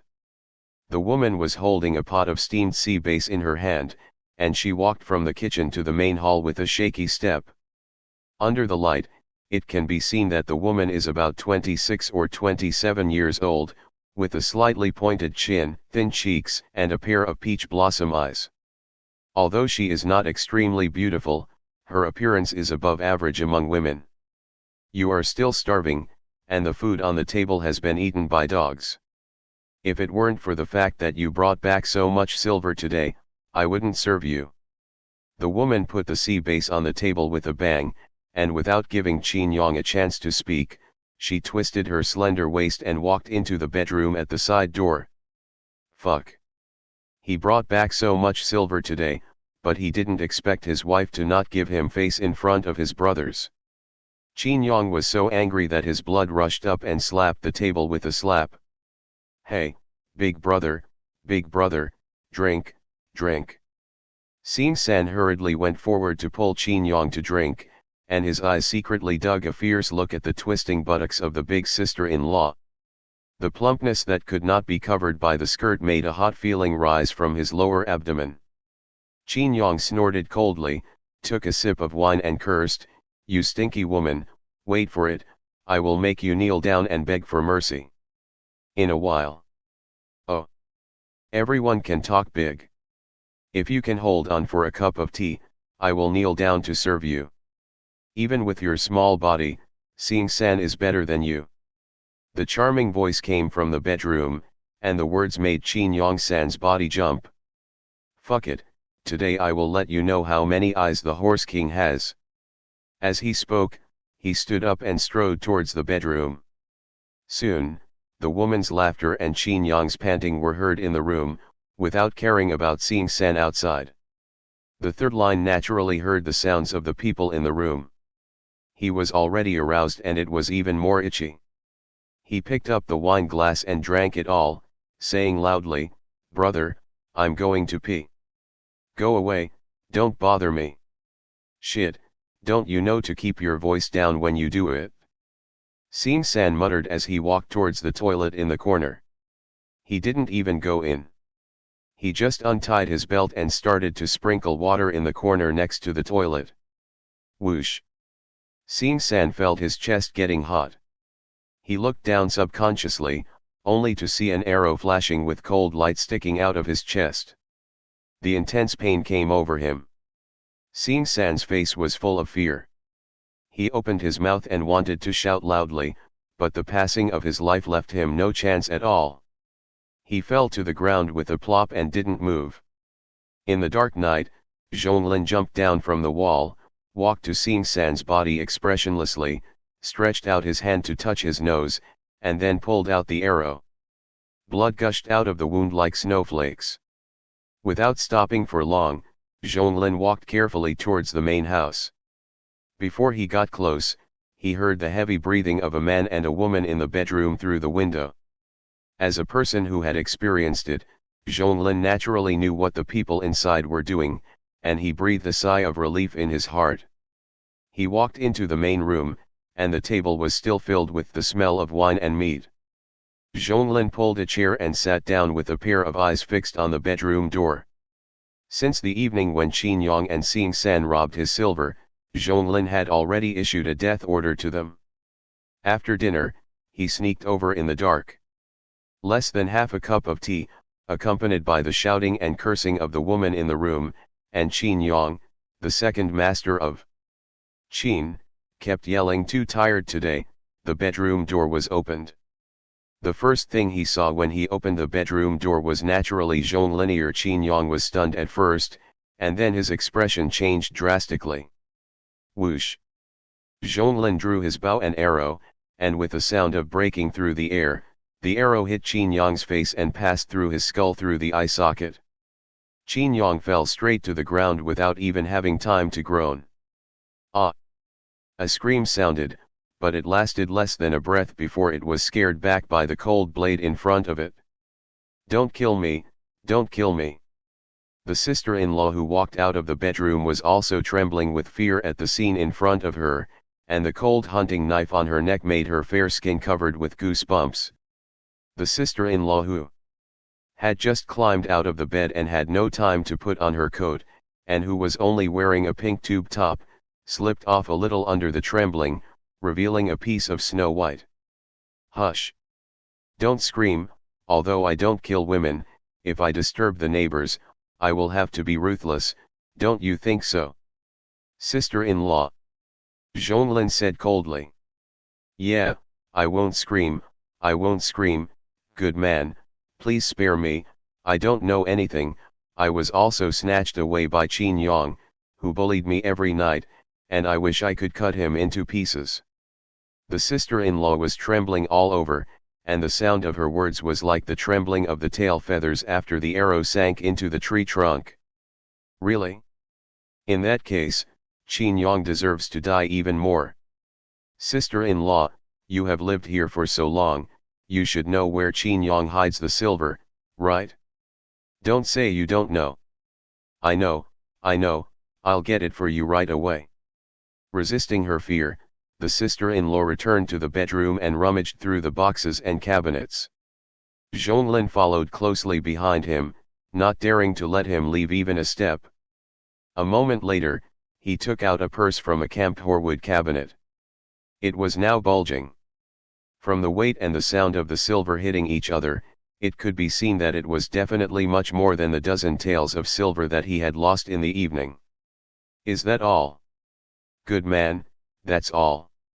I dare not hide it privately." Qin Yang has a group of bad friends who often eat and drink together. These are still hidden by me secretly. Zhonglin nodded, and suddenly a lecherous expression appeared on his face. His left hand even pulled off the half-exposed bra on the sister-in-law's chest, and then grabbed it directly. The sister-in-law felt relieved. She was not afraid of you being lustful, but she was afraid that you were a heartless person. Sister-in-law, don't you think it's unreasonable to search for such a small amount of silver in the middle of the night? Zhonglin grabbed her hand even more forcefully, hinting at something. The sister-in-law straightened her chest and adjusted her position to allow Zhonglin to have a better grip, with a charming smile on her face. Of course it's unreasonable. Good man, you killed Qin Yang, the damned one. I wish I could repay your kindness by working like a cow or a horse. It's still early, I just hope you can have mercy on me. Come on, lie on the table and lift your butt a little higher. The sister-in-law didn't dare to neglect it, and just thought it was Zhonglin's quirk. Not only did she lift her butt higher, she also consciously lifted her skirt to her waist. With a clear sound, the sharp hunting knife cut across the sister-in-law's throat, and blood gushed out instantly. After a few breaths, the sister-in-law lay on the table without moving. At this time, there was no desire in Zhonglin's eyes, but it was clearly cold. He pulled out the arrow from Qin Yang's eye socket, found a piece of rag to wipe the arrow and the blood on the hunting knife, and leapt over the wall without looking back, disappearing into the darkness. In the darkness, Zhonglin kept changing his position to take a detour. It was not suitable to set fire in the city, so all he could do was to disrupt the line of sight and prevent others from finding him. Suddenly, a drop of rain fell heavily. Zhonglin also stopped and looked up at the sky. Then, dense rain suddenly fell. It's raining, so good. Zhonglin smiled and stopped taking a detour. Instead, he ran straight towards home. It's good to rain. When it rains, all those traces will be washed away. When he got home, he didn't knock on the door. He also climbed over the wall, worried that knocking on the door would wake up other people on both sides. The lights in the house were not on, and Zhonglin thought that Xiao Shitu was asleep, but he didn't expect to see Xiao Shitu sitting in the corner of the bed when he pushed the door. Second brother. The voice was full of joy, which was the happiness after the fear and worry disappeared. Why are you still not asleep? I'm waiting for the second brother. Xiao Shitu climbed down from the bed nimbly, took the longbow and quiver from Zhonglin's hand, and then skillfully hung them on the wall behind the door. Second brother, are you done? It's done. It went smoothly. Tomorrow we will go to Master Lu to learn to read and write. Are you happy?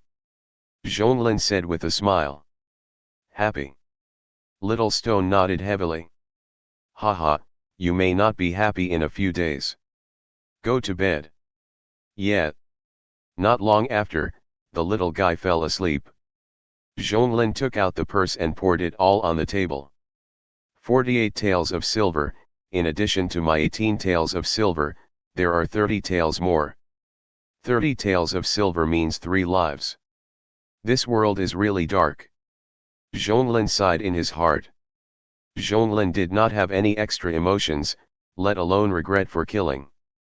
From the moment Zhonglin woke up and saw that his family had been eaten, he knew that in this world where the strong prey on the weak, if you want to live well, you have to be more ruthless than the bad guys, otherwise sooner or later you will be eaten without leaving any residue.